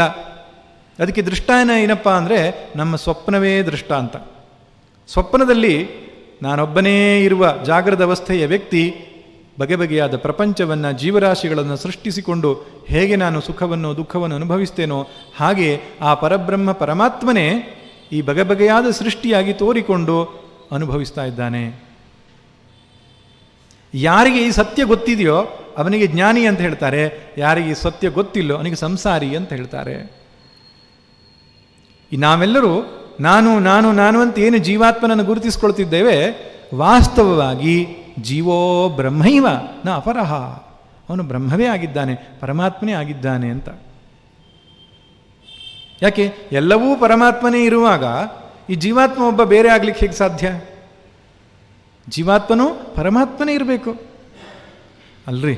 ಪರಮಾತ್ಮ ಇದೆ ಅಂತ ನೀವು ಕೇಳೋದು ಚೆನ್ನಾಗಿರುತ್ತೆ, ಆದರೆ ನಮ್ಮ ಸ್ಥಿತಿ ಹಾಗಿಲ್ವಲ್ಲ ಇವಾಗ. ಯಾಕೆ? ನಮ್ಮ ಒದ್ದಾಟ ಎಲ್ಲ ಗುದ್ದಾಟ ಎಲ್ಲ ನೀವು ಕೇಳಿದರೆ ಪರಮಾತ್ಮ ಅಲ್ಲ, ನೀವು ಎಂಥದ್ದು ಹೇಳಲಿಕ್ಕೆ ಸಾಧ್ಯ ಇಲ್ಲ, ಅಷ್ಟು ದೂರ ಇದ್ದೇವೆ ನಾವು ಅಂತ ಹೇಳ್ತೇವೆ ನಾವು. ಇದು ಯಾಕೆ ಹೀಗಾಗಿದೆ ಅಂದರೆ, ಇಲ್ಲಿ ನಾನು ಅಥವಾ ಜೀವ ಅಂತ ಶಂಕರರು ಯಾವುದಕ್ಕೆ ಹೇಳ್ತಿದ್ದಾರೆ ಅಥವಾ ಉಪನಿಷತ್ತು ಯಾವುದಕ್ಕೆ ಹೇಳ್ತಾ ಇದೆ ಅನ್ನೋದನ್ನು ನಾವು ಗಮನಿಸಿಲ್ಲ. ಈ ಶರೀರದಲ್ಲಿ ತೋರತಕ್ಕಂತಹ ಅಹಂಕಾರ ಏನಿದೆಯಲ್ಲ, ಅದಕ್ಕೇ ಬಹುಶಃ ಪರಮಾತ್ಮ ಅಂತ ಹೇಳಿದ್ದಾರೆ ಅಂತ ಭಾವಿಸಿಕೊಂಡು ಇದನ್ನು ತಿರಸ್ಕರಿಸ್ತೇವೆ. ಹಾಗಲ್ಲ. ಅಹಂಕಾರಕ್ಕೂ ಹಿಂದೆ, ಅಹಂಕಾರಕ್ಕೂ ಸಾಕ್ಷಿಯಾಗಿ ಶುದ್ಧ ಚೈತನ್ಯ ಅಂತ ಒಂದಿದೆ. ಆ ಶುದ್ಧ ಚೈತನ್ಯವೇ ಸ್ವರೂಪತಃ ಪರಮಾತ್ಮನಾಗಿದ್ದಾನೆ. ಇದಕ್ಕೆ ದೃಷ್ಟಾಂತ ಕೊಡಬೇಕು. ಸಮುದ್ರ ಮತ್ತು ಅಲೆಯ ದೃಷ್ಟಾಂತ ಸ್ವಲ್ಪ ಸುಲಭವಾಗಿ ಅರ್ಥ ಆಗುತ್ತೆ. ಅಲೆ ಎಲ್ಲ ನಾವೆಲ್ಲ ಜೀವಾತ್ಮರಿದ್ದ ಹಾಗೆ ಅಲೆ, ಸಮುದ್ರ ಅನ್ನೋದು ಪರಮಾತ್ಮ ಇದ್ದ ಹಾಗೆ. ಆ ಸಮುದ್ರದಲ್ಲಿ ಇರತಕ್ಕಂಥ ನೀರು ಪರಬ್ರಹ್ಮ ಇದ್ದ ಹಾಗೆ. ಸಮುದ್ರ ಈಶ್ವರ, ಸಮುದ್ರದಲ್ಲಿರುವ ನೀರು ಪರಬ್ರಹ್ಮ, ಅಲೆಗಳು ಜೀವಾತ್ಮ. ಒಂದು ಅಲೆಯಿಂದ ಇನ್ನೊಂದು ಅಲೆಗೆ ವ್ಯತ್ಯಾಸ ಇದೆ. ಅಲೆಯಿಂದ ಸಮುದ್ರಕ್ಕೂ ವ್ಯತ್ಯಾಸ ಇದೆ, ಯಾಕಂದರೆ ಸಮುದ್ರ ದೊಡ್ಡದು, ಅಲೆ ಚಿಕ್ಕದು. ಅಲೆಯಿಂದ ಅಲೆಗೂ ವ್ಯತ್ಯಾಸ ಇದೆ, ಒಂದು ಅಲೆ ದೊಡ್ಡದು, ಒಂದು ಅಲೆ ಚಿಕ್ಕದು, ವ್ಯತ್ಯಾಸ ಇದೆ. ಆದರೆ ಸ್ವಲ್ಪ ಮುಂದಕ್ಕೆ ಹೋಗಿ ವಿಚಾರ ಮಾಡಿ, ಅಲೆಯಲ್ಲಿರುವ ನೀರು, ಸಮುದ್ರದಲ್ಲಿರುವ ನೀರು ಏನಾದರೂ ವ್ಯತ್ಯಾಸ ಇದೆಯಾ? ಅಲೆ ಸ್ವರೂಪತಃ ಏನೋ ನೀರೇ, ಎದ್ದು ಕಂಡರೂ ಕೂಡ ಮೇಲಕ್ಕೆ ಅದು ಹೋಗೋದು ನೀರೇ. ನೀವು ಅಯ್ಯೋ ಅಲೆ ತುಂಬ ಚೆನ್ನಾಗಿದೆ, ಮನೆಗೆ ತಗೊಂಡು ಹೋಗೋಣ ಅಂತ ಕೈಯಲ್ಲಿ ಎತ್ಕೊಂಡ್ರೆ ಏನು ಸಿಗೋದು ನಿಮಗೆ? ನೀರು. ಅಂದರೆ ಅಲೆಯ ಸ್ವರೂಪ ನೀರು. ಸಮುದ್ರದ ಆಕಾರ ದೊಡ್ಡದಿರಬಹುದು, ಆಳ ಇರಬಹುದು, ಅದು ಎತ್ಕೊಂಡ್ರೆ ನೀರು. ಸಮುದ್ರದ ಸ್ವರೂಪವೂ ನೀರೇ, ಅಲೆಯ ಸ್ವರೂಪವೂ ನೀರೇ. ಸಮುದ್ರ ಮತ್ತು ಅಲೆ ಒಂದೇ ಅಂತ ಹೇಳಲಿಕ್ಕೆ ಏನಾದರೂ ಇದೆಯಾ? ಖಂಡಿತ ಹೇಳ್ಬೋದಲ್ಲವೇ? ಹಾಗೆ ಈ ಸೃಷ್ಟಿಯನ್ನು ನಿಯಮನ ಮಾಡ್ತಿರ್ತಕ್ಕಂತಹ ಪರಮೇಶ್ವರನ ಸ್ವರೂಪವು ಸಚ್ಚಿದಾನಂದ ಆತ್ಮ. ನಾನು ನಾನು ಅಂತ ಹೇಳ್ತಕ್ಕಂತಹ ಈ ಜೀವಾತ್ಮನ ಸ್ವರೂಪವು ಸಚ್ಚಿದಾನಂದ ಆತ್ಮ. ಸಚ್ಚಿದಾನಂದ ಆತ್ಮ ಎರಡೂ ಆಗಿರುವಾಗ ವ್ಯತ್ಯಾಸ ಎಲ್ಲಿ? ವ್ಯತ್ಯಾಸ ಇಲ್ಲ. ಇದನ್ನೇ ಶಂಕರರು ಹೇಳಿದ್ದು, ಜೀವೋ ಬ್ರಹ್ಮೈವ, ಈ ಜೀವವು ಪರಮಾತ್ಮನೇ.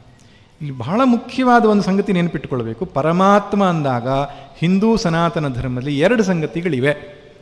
ಒಂದು ನಿರ್ಗುಣ ಸಚ್ಚಿದಾನಂದ ಪರಮಾತ್ಮ, ಇನ್ನೊಂದು ಸಗುಣನಾದ ಈಶ್ವರ, ಸೃಷ್ಟಿ ಸ್ಥಿತಿ ಲಯಗಳನ್ನು ಮಾಡತಕ್ಕಂತಹ ಈಶ್ವರ. ಆ ಈಶ್ವರನು ಜೀವನಿಗಿಂತ ಸದಾ ಭಿನ್ನವೇ. ಈಶ್ವರನು ಔಪಾಧಿಕವಾಗಿರತಕ್ಕಂಥ ಈಶ್ವರನು, ನಾವು ಔಪಾಧಿಕ ಅಜ್ಞಾನ ಇರುವಾಗ ಆ ಭಿನ್ನತ್ವ ಇದೆ. ಯಾಕಂದರೆ ಸೃಷ್ಟಿ ಮಾಡ್ದ, ನಿಮ್ಗೆ ಸೃಷ್ಟಿ ಮಾಡಲಿಕ್ಕಾಗಲ್ಲ. ಸರ್ವಜ್ಞನಾಗಿದ್ದ, ನಾವು ಸರ್ವಜ್ಞನಲ್ಲ. ಆದರೆ ಆ ಈಶ್ವರನ ಸ್ವರೂಪವಾದಂತಹ ನಿರ್ಗುಣ ಚೈತನ್ಯ ಪರಬ್ರಹ್ಮ ಏನಿದೆ, ನನ್ನ ಸ್ವರೂಪ, ಎರಡೂ ಒಂದೇ. ಇದನ್ನು ತಿಳ್ಕೊಳ್ಳೋದ್ರಿಂದ ಆಗ್ತಕ್ಕಂಥ ಲಾಭ ಏನು ಅಂತ ಕೇಳ್ಬೋದು ನೀವು. ಇದು ಸರಿಯಾಗಿ ತಿಳುವಳಿಕೆ ಆಗಿಬಿಟ್ರೆ ಈ ಸುಳ್ಳಾದ ನಾನು ನಾನು ಅಂತ ಏನಿದೆಯಲ್ಲ, ಅದಕ್ಕೆ ಪ್ರಾಮುಖ್ಯತೆ ಹೊರಟೋಗ್ಬಿಡುತ್ತೆ. ಈಗ ನಾವು ಹೇಳ್ತಿರ್ತಕ್ಕಂಥ ಸುಳ್ಳಾದ ನಾನು, ಅದ್ರ ಪ್ರಾಮುಖ್ಯತೆ ಹೊರಟೋಯ್ತು ಅಂದರೆ ನೀವಿಷ್ಟು ಗಂಭೀರವಾಗಿ ತಲೆ ಮೇಲೆ ಹೊತ್ಕೊಂಡಿದ್ದೇವಲ್ಲ ನಾವು ಸಂಸಾರ ಅಂತ, ಅದು ಹಗುರವಾಗಿಬಿಡುತ್ತೆ. ನಾನು ಹೆಂಡತಿ ಗಂಡನು, ತಂದೆ ತಾಯಿ ಮಕ್ಕಳಿಗೆ ತಂದೆ ತಾಯಿಯೋ, ಆಫೀಸಲ್ಲಿ ಒಬ್ಬನೋ ಯಜಮಾನನೋ, ಈ ರೀತಿ ಅನೇಕ ಅಭಿಮಾನಗಳನ್ನು ಹೊತ್ತುಕೊಂಡು ಬದುಕ್ತಾ ಇರ್ತೇವೆ. ಇಷ್ಟೇ ಸತ್ಯ ನಮ್ಮ ಪಾಲಿಗೆ. ಅಂದರೆ ಈ ಅಭಿಮಾನವನ್ನು ಇಟ್ಟುಕೊಂಡು ಸುಖ ದುಃಖಗಳನ್ನು ಅನುಭವಿಸ್ತಕ್ಕಂಥ ಸಂಸಾರಿಯಾದ ಜೀವಾತ್ಮ ನಾನು, ಇಷ್ಟೇ ಇಟ್ಟುಕೊಂಡು ನಾವು ಬದುಕ್ತೇವೆ. ಅಯ್ಯೋ ಒಂದು ದಿವಸ ಸಾಯಬೇಕಲ್ಲ ಅಂತ, ಸಾವು ಬಂದಾಗ ದುಃಖ. ಆದರೆ ಈ ಸತ್ಯ ಯಾವಾಗ ಗೊತ್ತಾಯಿತೋ, ಇದಲ್ಲದೆ ಇನ್ನೊಂದು ಮಜಲಿದೆ ನನಗೆ, ಹುಟ್ಟು ಸಾವುಗಳನ್ನು ಮೀರಿದ ಮಜಲು, ಅಲ್ಲಿ ದುಃಖವಿಲ್ಲ, ಬರೀ ಆನಂದ ಮಾತ್ರವೇ ಇರತಕ್ಕಂತಹ ಆ ಒಂದು ಅವಸ್ಥೆ, ಪರಬ್ರಹ್ಮ ಸ್ಥಿತಿ ನನಗಿದೆ ಅಂತ ಗೊತ್ತಾದರೆ ಈ ಜೀವಾತ್ಮನ ನಾಟಕ ತುಂಬ ಸುಲಭವಾಗ್ತದೆ. ಬರೀ ನಾಟಕವಾಗ್ತದೆ ಅಷ್ಟೆ. ಬರೀ ನಾಟಕವಾಗ್ತದೆ ಅಂದ್ರೇನು? ಇದು ಪಾರಮಾರ್ಥಿಕವಲ್ಲ. ವ್ಯಾವಹಾರಿಕ ದೃಷ್ಟಿಯಿಂದ ಸರಿ, ನನ್ನ ಪಾತ್ರಗಳನ್ನು ನಾನು ಮಾಡಬೇಕು, ಆದರೆ ಇದ್ಯಾವುದೂ ನನಗೆ ಅಂಟುವುದಿಲ್ಲ, ಅಸಂಗ ಆತ್ಮನು ನಾನಿದ್ದೇನೆ ಅಂತ ಗೊತ್ತಾಗ್ತದೆ. ಇದಕ್ಕೆ ಜೀವನ್ ಮುಕ್ತಿ ಅಂತ ಕರೀತಾರೆ. ಬದುಕಿರುವಾಗಲೇ ಆನಂದವಾಗಿರ್ತಕ್ಕಂಥ ಸ್ಥಿತಿ. ಜೀವೋ ಬ್ರಹ್ಮೈವ ನ ಅಪರಹ, ಇವನು ಬೇರೆ ಅಲ್ಲ ಎಂಬುದಾಗಿ ಹೇಳ್ತಾರೆ. ಅಪರಹ ಅಂದರೆ ನಾವು ಈಗ ಇಟ್ಟುಕೊಂಡಂಥ ಎಲ್ಲ ಅಭಿಮಾನಗಳು ಅಪರಾಧ. ಅಪರ ಅಭಿಮಾನಗಳಂದ್ರೆ ಏನೇನಿದೆ ನಮಗೆ? ನಾನು ಗಂಡಸು ಅಂತಿದೆ, ಹೆಂಗಸು ಅಂತಿದೆ, ಅನೇಕ ಅಭಿಮಾನಗಳಿದೆಯಲ್ಲ, ಅದಿಟ್ಟುಕೊಂಡೇ ಬದುಕ್ತಿದ್ದೇವೆ ನಾವು. ಇದ್ಯಾವುದೂ ನಮ್ಮ ನಿಜವಾದ ಸ್ಥಿತಿಯಲ್ಲ. ಇದು ಯಾವುದಕ್ಕೆ ಸೇರಿದ್ದು? ಮಾಯೆಗೆ ಸೇರಿದ್ದು, ಪ್ರಕೃತಿಗೆ ಸೇರಿದ್ದು, ಸೃಷ್ಟಿಗೆ ಸೇರಿದ್ದು, ಮಿಥ್ಯಾ. ಅದು ಬರೀ ತೋರಿಕೆ ಅಷ್ಟೇ. ಯಾವುದು? ಶರೀರ, ಮನಸ್ಸು, ಬುದ್ಧಿ, ವ್ಯವಹಾರ, ಅದರ ಅಭಿಮಾನ ಎಲ್ಲವೂ ಕೂಡ ಬರೀ ತೋರಿಕೆ ಅಷ್ಟೇ. ನೀವು ಹೀಗೆಲ್ಲ ಹೇಳಿದ್ರೆ ನಾವು ಒಪ್ಪಲ್ಲ ಅಂತಾರೆ ಕೆಲವರೆಲ್ಲ. ಯಾಕೆ? ದೃಷ್ಟಾಂತ ಕೊಡ್ರಿ, ನಮ್ಗೆ ಅನುಭವದಲ್ಲಿ ಸಿದ್ಧ ಆಗಬೇಕು ಅಂತ. ಹೌದು, ಶಂಕರರ ಎಲ್ಲ ಸಿದ್ಧಾಂತ ಅನುಭವದ ಮೇಲೆ ನಿಂತಿರುವುದೇ ಹೊರತು ಶ್ರುತಿ ಹೇಳತ್ತೆ ಅಂತ ಒಪ್ಕೊಳ್ಳಿ ಅಂತ ಹೇಳಿಲ್ಲ. ಇದು ಬಹಳ ಮುಖ್ಯವಾದ ಸಂಗತಿ.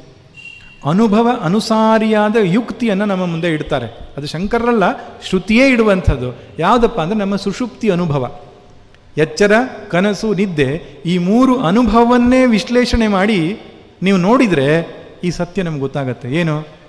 ನಾನು ಸಂಸಾರಿ, ದುಃಖಿ ಅಂತ ನಾವೇನು ಹೇಳ್ತಿದ್ದೇವೋ ಅದು ವಾಸ್ತವವಾ? ನಾನು ದುಃಖಿ ಅಂತ ಜಾಗರದ ಅವಸ್ಥೆಯಲ್ಲಿ ಹೇಳ್ತಾ ಇರತಕ್ಕಂಥದ್ದು ವಾಸ್ತವವಾ? ಯಾಕೆ? ಸ್ವಪ್ನಕ್ಕೆ ನೀವು ಹೋದರೆ ಇದೇ ಇನ್ನೊಂದು ರೀತಿಯ ಪ್ರಪಂಚದ ಅನುಭವಕ್ಕೆ ಬರ್ತದಲ್ಲ. ಅಲ್ಲಿಯೂ ಸುಖ ದುಃಖಗಳಾಗುತ್ತದೆ, ಅಲ್ಲಿಯೂ ಮಾನಾವಮಾನಗಳಾಗ್ತದೆ, ಅಲ್ಲಿಯೂ ಸಂಸಾರ ಅನುಭವಕ್ಕೆ ಬರ್ತದೆ. ನೀವು ಒಂದೊಮ್ಮೆ ಅನುಭವ ಸತ್ಯ ಅಂತ ಹೇಳೋದಾದರೆ ನಿಮ್ಮ ಸ್ವಪ್ನದ ಅನುಭವವನ್ನು ಕೂಡ ಸತ್ಯ ಅಂತ ಹೇಳಬೇಕು ನೀವು. ಯಾಕೆ ಅಲ್ಲೂ ಅನುಭವ ಆಗುತ್ತೆ. So solid reality. ಜಾಗೃತ ಅವಸ್ಥೆಯಲ್ಲಿ ಎಷ್ಟು ಸಾಲಿಡ್ ರಿಯಾಲಿಟಿಯೋ ಅಷ್ಟೇ ಸಾಲಿಡ್ ರಿಯಾಲಿಟಿ ಅಲ್ವಾ? ಕನಸಿನಲ್ಲಿ ನಾವು ಅಳ್ತೇವೆ ಒಮ್ಮೊಮ್ಮೆ. ಆ ಕನಸಲ್ಲಿ ಅತ್ತಂಥದ್ದು ಜಾಗೃತ ಅವಸ್ಥೆಯಲ್ಲೂ ಕಣ್ಣೀರು ಬರುತ್ತೆ. ಕನಸಲ್ಲಿ ಭಯ ಆಗಿರುವಂಥದ್ದು ಒಮ್ಮೊಮ್ಮೆ ಮಂಚದಿಂದ ಕೆಳಗೆ ಬೀಳಲಿಕ್ಕಿದೆ. ಅಷ್ಟು ಅನುಭವ ತೀವ್ರವಾಗಿರುತ್ತೆ ಕನಸಲ್ಲಿ. ಆದರೆ ಅದನ್ನು ನಾವು ಸುಳ್ಳು ಅಂತ ಹೇಳ್ತೇವಲ್ಲ. ಯಾಕ್ರಿ ಸುಳ್ಳು ಅಂತ ಹೇಳ್ತೀರಿ? ಯಾಕೆ ಸುಳ್ಳು ಅಂತ ಹೇಳ್ತೇವೆ ಅಂದರೆ, ಎಚ್ಚರ ಆದಮೇಲೆ ಅದು ಇರೋಲ್ಲ. ಆದರೆ ಈ ಸಂಸಾರ ಮಾತ್ರ ಇರ್ತದೆ. ಈ ಎಚ್ಚರ ಆದಮೇಲೆ ಸಂಸಾರ ಏನಾದರೂ ಚೇಂಜ್ ಆಗೋದಾಗಿದ್ದರೆ ಬಹುಶಃ ನಾವು ಹೇಳ್ತಿದ್ದೇವೇನೋ ಏನಂತ, ಇದು ಸುಳ್ಳು ಅಂತ. ಆದರೆ ಅದೇ ಹಳೆಯ ಸಂಸಾರ ನಮ್ಮ ಕಣ್ಣು ಮುಂದೆ ಬರುತ್ತೆ. ಈ ಕಾರಣಕ್ಕೋಸ್ಕರ ನಾವೇನು ಮಾಡ್ತೇವೆ, ಇದು ಸತ್ಯ, ಕನಸು ಸುಳ್ಳು ಅಂತ ಹೇಳ್ತೇವೆ. ಆದರೆ ಗಮ್ಮತ್ತೇನು ಗೊತ್ತಾ, ಈ ಸಂಸಾರ ಎಲ್ಲಿಯ ತನಕ ಉಂಟು? ಈ ಜನ್ಮ ಇರುವ ತನಕ ಉಂಟು ಅಷ್ಟೇ. ಈ ಜನ್ಮವನ್ನು ನೀವು ಬಿಟ್ಟು ಮುಂದಿನ ಜನ್ಮಕ್ಕೆ ಹೋದರೆ ಈ ಸಂಸಾರ ಬೇರೆ ಸಂಸಾರ ಬರುತ್ತೆ. ನಿಮ್ಮ ನಾಟಕದ ಅಂಕ ಚೇಂಜ್ ಅಲ್ಲಿ. ಆದ್ದರಿಂದ ನೀವು ಇದನ್ನು ಸತ್ಯ ಅಂತ ಹೇಳಲಿಕ್ಕೆ ಬರೋದಿಲ್ಲ. ಸರಿ, ಇಷ್ಟು ವಿಷಯ ಬಿಡಿ. ಇನ್ನೊಂದು ಹೆಜ್ಜೆ ಮುಂದಕ್ಕೆ ಹೋಗಿ. ಗಾಢ ನಿದ್ದೆ, ಸುಷುಪ್ತಿ ಅನುಭವವನ್ನು ನೀವು ಅವಲೋಕನ ಮಾಡಿ. ಅಲ್ಲಿ ಸ್ವಪ್ನವೂ ಇಲ್ಲ, ಜಾಗೃತವೂ ಇಲ್ಲ, ಯಾವ ಅನುಭವವೂ ಇಲ್ಲ. ಹಾಗಾದರೆ ಏನುಂಟು? ಶೂನ್ಯ ಉಂಟು ಅಂತ ಹೇಳುವ ಹಾಗೂ ಇಲ್ಲ. ಯಾಕೆಂದರೆ ಎಚ್ಚರ ಆದಮೇಲೆ ನೀವೇ ಹೇಳ್ತೀರಿ, ಒಳ್ಳೆ ನಿದ್ದೆ ಬಂದಿತ್ತು, ಏನೂ ಗೊತ್ತಾಗಲಿಲ್ಲ ಅಂತ. ಏನೂ ಗೊತ್ತಾಗಲಿಲ್ಲ ಅಂತ ಹೇಳುವವನೊಬ್ಬ ಅಲ್ಲಿ ಇದ್ದಲ್ಲ, ಅವನು ದುಃಖಿಯಾಗಿದ್ನೇ? ಇಲ್ಲ, ಆನಂದ ಅನುಭವ ಆಗಿತ್ತು ನಮಗೆ. ಎಚ್ಚರ ಆದಮೇಲೆ ಹೇಳ್ತೇವೆ ಆನಂದವಾಗಿದ್ದೆ ನಾನು ಅಂತ. ಈ ಸೂತ್ರವನ್ನು ಹಿಡ್ಕೊಳ್ಳುತ್ತೆ ಉಪನಿಷತ್ತು. ಬೃಹದಾರಣ್ಯಕದಲ್ಲಿ, ಛಾಂದೋಗ್ಯದಲ್ಲಿ ಅನೇಕ ಕಡೆಯಲ್ಲಿ ಬರುತ್ತೆ. ಈ ಸುಷುಪ್ತಿ ಅನುಭವವನ್ನೇ ಅವಲೋಕನ ಮಾಡಿ ಹೇಳ್ತಾರೆ. ಸುಷುಪ್ತಿಯಲ್ಲಿ ಅಸಂಸಾರಿ ಆದಂಥವನು ಇವನು ಎಚ್ಚರ ಆದ ಮೇಲೆ ಸಂಸಾರಿ ಅಂತ ಹೇಳ್ಕೊಳ್ತಾನಲ್ಲ. ಆದ್ದರಿಂದ ಸತ್ಯ ಯಾವುದು? ಸತ್ಯ ಇವನು ಪರಮಾತ್ಮನೇ. ಸಂಸಾರಿಯಲ್ಲದ ಸರ್ವವ್ಯಾಪಕವಾದ ನಿತ್ಯ ಶುದ್ಧ ಬುದ್ಧ ಮುಕ್ತ ಸ್ವರೂಪನಾದ ಪರಬ್ರಹ್ಮ ಪರಮಾತ್ಮನೇ ಇದ್ದಾನೆ ಈ ಜೀವ. ಆದರೆ ಅವನಿಗೆ ಗೊತ್ತಿಲ್ಲ. ಯಾಕೆ ಗೊತ್ತಿಲ್ಲ? ಯಾರು ಹೇಳಲಿಲ್ಲ. ಯಾರು ಹೇಳಿದ್ರು ಯಾಕೆ ಗೊತ್ತಾಗಿಲ್ಲ? ಸಾಕಷ್ಟು ಟೈಮ್ ಕೊಟ್ಟಿಲ್ಲ ಅದಕ್ಕೆ. ಅವನ ಪ್ರಯಾರಿಟಿ ಇದಲ್ಲ, ಅವನ ಪ್ರಯಾರಿಟಿ ಸಂಸಾರ. ಸಂಸಾರ ಎಲ್ಲಿ ತನಕ ಪ್ರಯಾರಿಟಿ ಇರುತ್ತೋ ಇದು ಗೊತ್ತಾಗಲ್ಲ. ಇದನ್ನೇ ಶ್ರವಣ, ಇದನ್ನೇ ಮನನ, ಇದನ್ನೇ ನಿಧಿಧ್ಯಾಸನ ಬಾರಿ ಬಾರಿ ಮಾಡಿದರೆ ಗೊತ್ತಾಗ್ತದೆ. ಈ ಮೂರಲ್ಲದ ಇನ್ನೊಂದು ಅವಸ್ಥೆ ಇದೆ, ತುರಿಯ ಇದೆ. ಚತುರ್ಥಂ ಮನ್ಯಂತೆ ಸ ಆತ್ಮ ಸ ವಿಜ್ಞೇಯ. ಮಾಂಡೂಕ್ಯ ಉಪನಿಷತ್ ಹೇಳುತ್ತೆ, ಈ ಮೂರಕ್ಕೂ ಅಂಟದೇ ಇರತಕ್ಕಂತಹ ನಾಲ್ಕನೇ ಒಂದು ಅವಸ್ಥೆ ಇದೆ. ನಿತ್ಯ ಶುದ್ಧ ಬುದ್ಧ ಮುಕ್ತ ಚೈತನ್ಯ, ಸರ್ವ ಸಾಕ್ಷಿಯಾಗಿರತಕ್ಕಂತಹ ಪರಮಾತ್ಮ ತತ್ವ ಒಂದಿದೆ. ಅದು ನನ್ನ ನಿಜವಾದ ಆಯಾಮ ಎಂಬುದು ನಿನಗೆ ಯಾವಾಗ ಗೊತ್ತಾಗತ್ತೋ ಆವಾಗ ನಿನಗೆ ಮುಕ್ತಿ ಅಂತ ಶಂಕರ್ ಹೇಳಿದರು. ಶಂಕರ್ ಏನೇ ಹೇಳಿದರೂ ಕೂಡ ಎರಡು ಸಂಗತಿ ನೆನಪಿಟ್ಟುಕೊಳ್ಳಿ. ಶ್ರುತಿ ಪ್ರಮಾಣ, ಯುಕ್ತಿ, ಅನುಸಾರಿಯಾದ ಯುಕ್ತಿ. ಇದು ಎರಡನ್ನಿಟ್ಟುಕೊಂಡೇ ಸಿದ್ಧಾಂತ ಪ್ರತಿಪಾದನೆ ಮಾಡಿದರು. ಅದಕ್ಕೆ ಸಾರ್ವತ್ರಿಕ ಸಿದ್ಧಾಂತ ಅಂತ ಹೇಳ್ತಾರೆ. ಅದ್ವೈತವನ್ನು ಸಾರ್ವತ್ರಿಕ ಸಿದ್ಧಾಂತ, ಸತ್ಯ. ನೋಡಿ, ಅದ್ವೈತದಲ್ಲಿ ಪರಮಾತ್ಮ ಅಂದರೆ ಯಾರು? ನಮ್ಮೆಲ್ಲರ ಆತ್ಮನೇ. ನಮ್ಮೆಲ್ಲರ ಹೃದಯವನ್ನು ಬೆಳತಕ್ಕಂಥ ಚೈತನ್ಯಕ್ಕೆ ಪರಮಾತ್ಮ ಅಂತ ಹೆಸರು. ಇದು ಎಷ್ಟು ಅದ್ಭುತವಾದ ಸಿದ್ಧಾಂತ. ಒಬ್ಬನು ವಿಜ್ಞಾನಿ ಇದ್ದಾನೆ, ದೇವರನ್ನೇ ನಂಬೋಲ್ಲ ಅಂತ ಇಟ್ಕೊಳ್ಳಿ. ಅವನು ಈ ಸತ್ಯವನ್ನು ನಿರಾಕರಿಸಲಿಕ್ಕೆ ಸಾಧ್ಯ ಇಲ್ಲ. ಅವನು ವಿಷ್ಣುವನ್ನು ಒಪ್ಪದೇ ಇರ್ಬೋದು, ಶಿವನನ್ನು ಒಪ್ಪದೇ ಇರ್ಬೋದು, ಅಲ್ಲಾನನ್ನು ಒಪ್ಪದೇ ಇರ್ಬೋದು, ಬುದ್ಧನನ್ನು ಒಪ್ಪದೇ ಇರ್ಬೋದು. ನನ್ನ ಒಳಗಡೆ ಇರತಕ್ಕಂತಹ ಅರಿವನ್ನು, ಚೇತನವನ್ನು ನಿರಾಕರಿಸಲಿಕ್ಕಾಗತ್ತಾ ಅವನಿಗೆ? ಅವನಿಗೆ ಚೇತನವನ್ನು ನಿರಾಕರಿಸಲಿಕ್ಕೆ ಆಗದೇ ಇರೋದ್ರಿಂದ, ಅವನನ್ನೇ ಪರಮಾತ್ಮ ಅಂತ ಪ್ರತಿಪಾದನೆ ಮಾಡೋದ್ರಿಂದ ಇದು ಸಾರ್ವತ್ರಿಕವಾದಂತಹ ಸಿದ್ಧಾಂತ ಇದು. ಮತ್ತು ಎಲ್ಲ ದೇಶ, ಎಲ್ಲ ಕಾಲ, ಸರ್ವಜನೀನ, ಸರ್ವ ದೇಶ, ಸಾರ್ವಭೌಮಿಕವಾಗಿರತಕ್ಕಂಥ ಸಿದ್ಧಾಂತ ಅದ್ವೈತ. ಆದ್ದರಿಂದ ಆಚಾರ್ಯ ಶಂಕರರು ಏನು ಪ್ರತಿಪಾದನೆ ಮಾಡಿದರೋ ಬರೀ ಶಾಸ್ತ್ರ ಪ್ರಮಾಣದಿಂದ ಹೇಳಲಿಲ್ಲ. ನೀವು ಬರೀ ಶಾಸ್ತ್ರ ಪ್ರಮಾಣದಿಂದ ಹೇಳಿದರೆ ಏನಾಗ್ತದೆ? ಒಬ್ಬನು ಬುದ್ಧ ಫಿಲಾಸಫಿಯನ್ನು ಹೇಳ್ತಾನೆ, ನಮ್ಮ ಬುದ್ಧ ಹೇಳಿದ್ದೇ ಸತ್ಯ. ಒಬ್ಬ ಜೈನದವನು ಹೇಳ್ತಾನೆ, ನಮ್ಮ ಫಿಲಾಸಫಿ ಜಿನ ಹೇಳಿದ್ದೇ ಸತ್ಯ ಅಂತ. ಆದರೆ ಅನುಭವ ಅನುಸಾರಿಯಾದ ತರ್ಕವನ್ನು ಇಟ್ಟುಕೊಂಡು ಮಾತಾಡಿದಾಗ, ಅದನ್ನೂ ಶ್ರುತಿ ಒಪ್ಪಿದಾಗ ಇದನ್ನು ಒಬ್ಬನ ಸಿದ್ಧಾಂತ ಅಂತ ಹೇಳಲಿಕ್ಕೆ ಬರಲ್ಲ. ಈ ಸತ್ಯವನ್ನು ಯಾರ್ಯಾರು ಕಂಡುಕೊಳ್ತಾರೋ ಅವರಿಗೆಲ್ಲರಿಗೂ ಹೀಗೇ ಗೋಚರ ಆಗೋದು. ಇದಕ್ಕೆ ಯಾವ ಜಾತಿ ಇಲ್ಲ, ಯಾವ ಮತ ಇಲ್ಲ, ಯಾವ ದೇಶ ಇಲ್ಲ, ಯಾವ ಕಾಲ ಇಲ್ಲ. ಯಾರಿಗೆ ಚಿತ್ತಶುದ್ಧಿಯಾಗಿದೆಯೋ, ಯಾರಿಗೆ ಸರಿಯಾದ ಮಾರ್ಗದರ್ಶನ ಸಿಕ್ಕಿದೆಯೋ ಅವರಿಗೆ ನಿಶ್ಚಿತವಾಗಿ ಈ ಸತ್ಯ ಗೊತ್ತಾಗತ್ತೆ, ಅವರು ಮುಕ್ತಿಗೆ ಹೋಗ್ತಾರೆ. ಕ್ರಿಶ್ಚಿಯನ್ರು ಹಾಗೆ ಹೇಳಲ್ಲ. ನೀವು ಕ್ರಿಶ್ಚಿಯನ್ರಾದರೆ ಮಾತ್ರ ಮೋಕ್ಷ ಅಂತಾರೆ ಅವರು. ಎಲ್ಲರೂ ಹಾಗೆ ಹೇಳೋದು, ನೀವು ನಮ್ಮ ಫಿಲಾಸಫಿ ಅನುಸರಿಸಿದ್ರೆ ನೀವು ಮೋಕ್ಷ. ಶಂಕರರು ಹಾಗೆ ಹೇಳಲೇ ಇಲ್ಲ. ನೀವು ಸರಿಯಾಗಿ ನಿನ್ನ ಸ್ವರೂಪವನ್ನು ಯಥಾರ್ಥವಾಗಿ ತಿಳ್ಕೊಳ್ತೀಯೋ ನಿನಗೆ ಮೋಕ್ಷ ಅಂತ.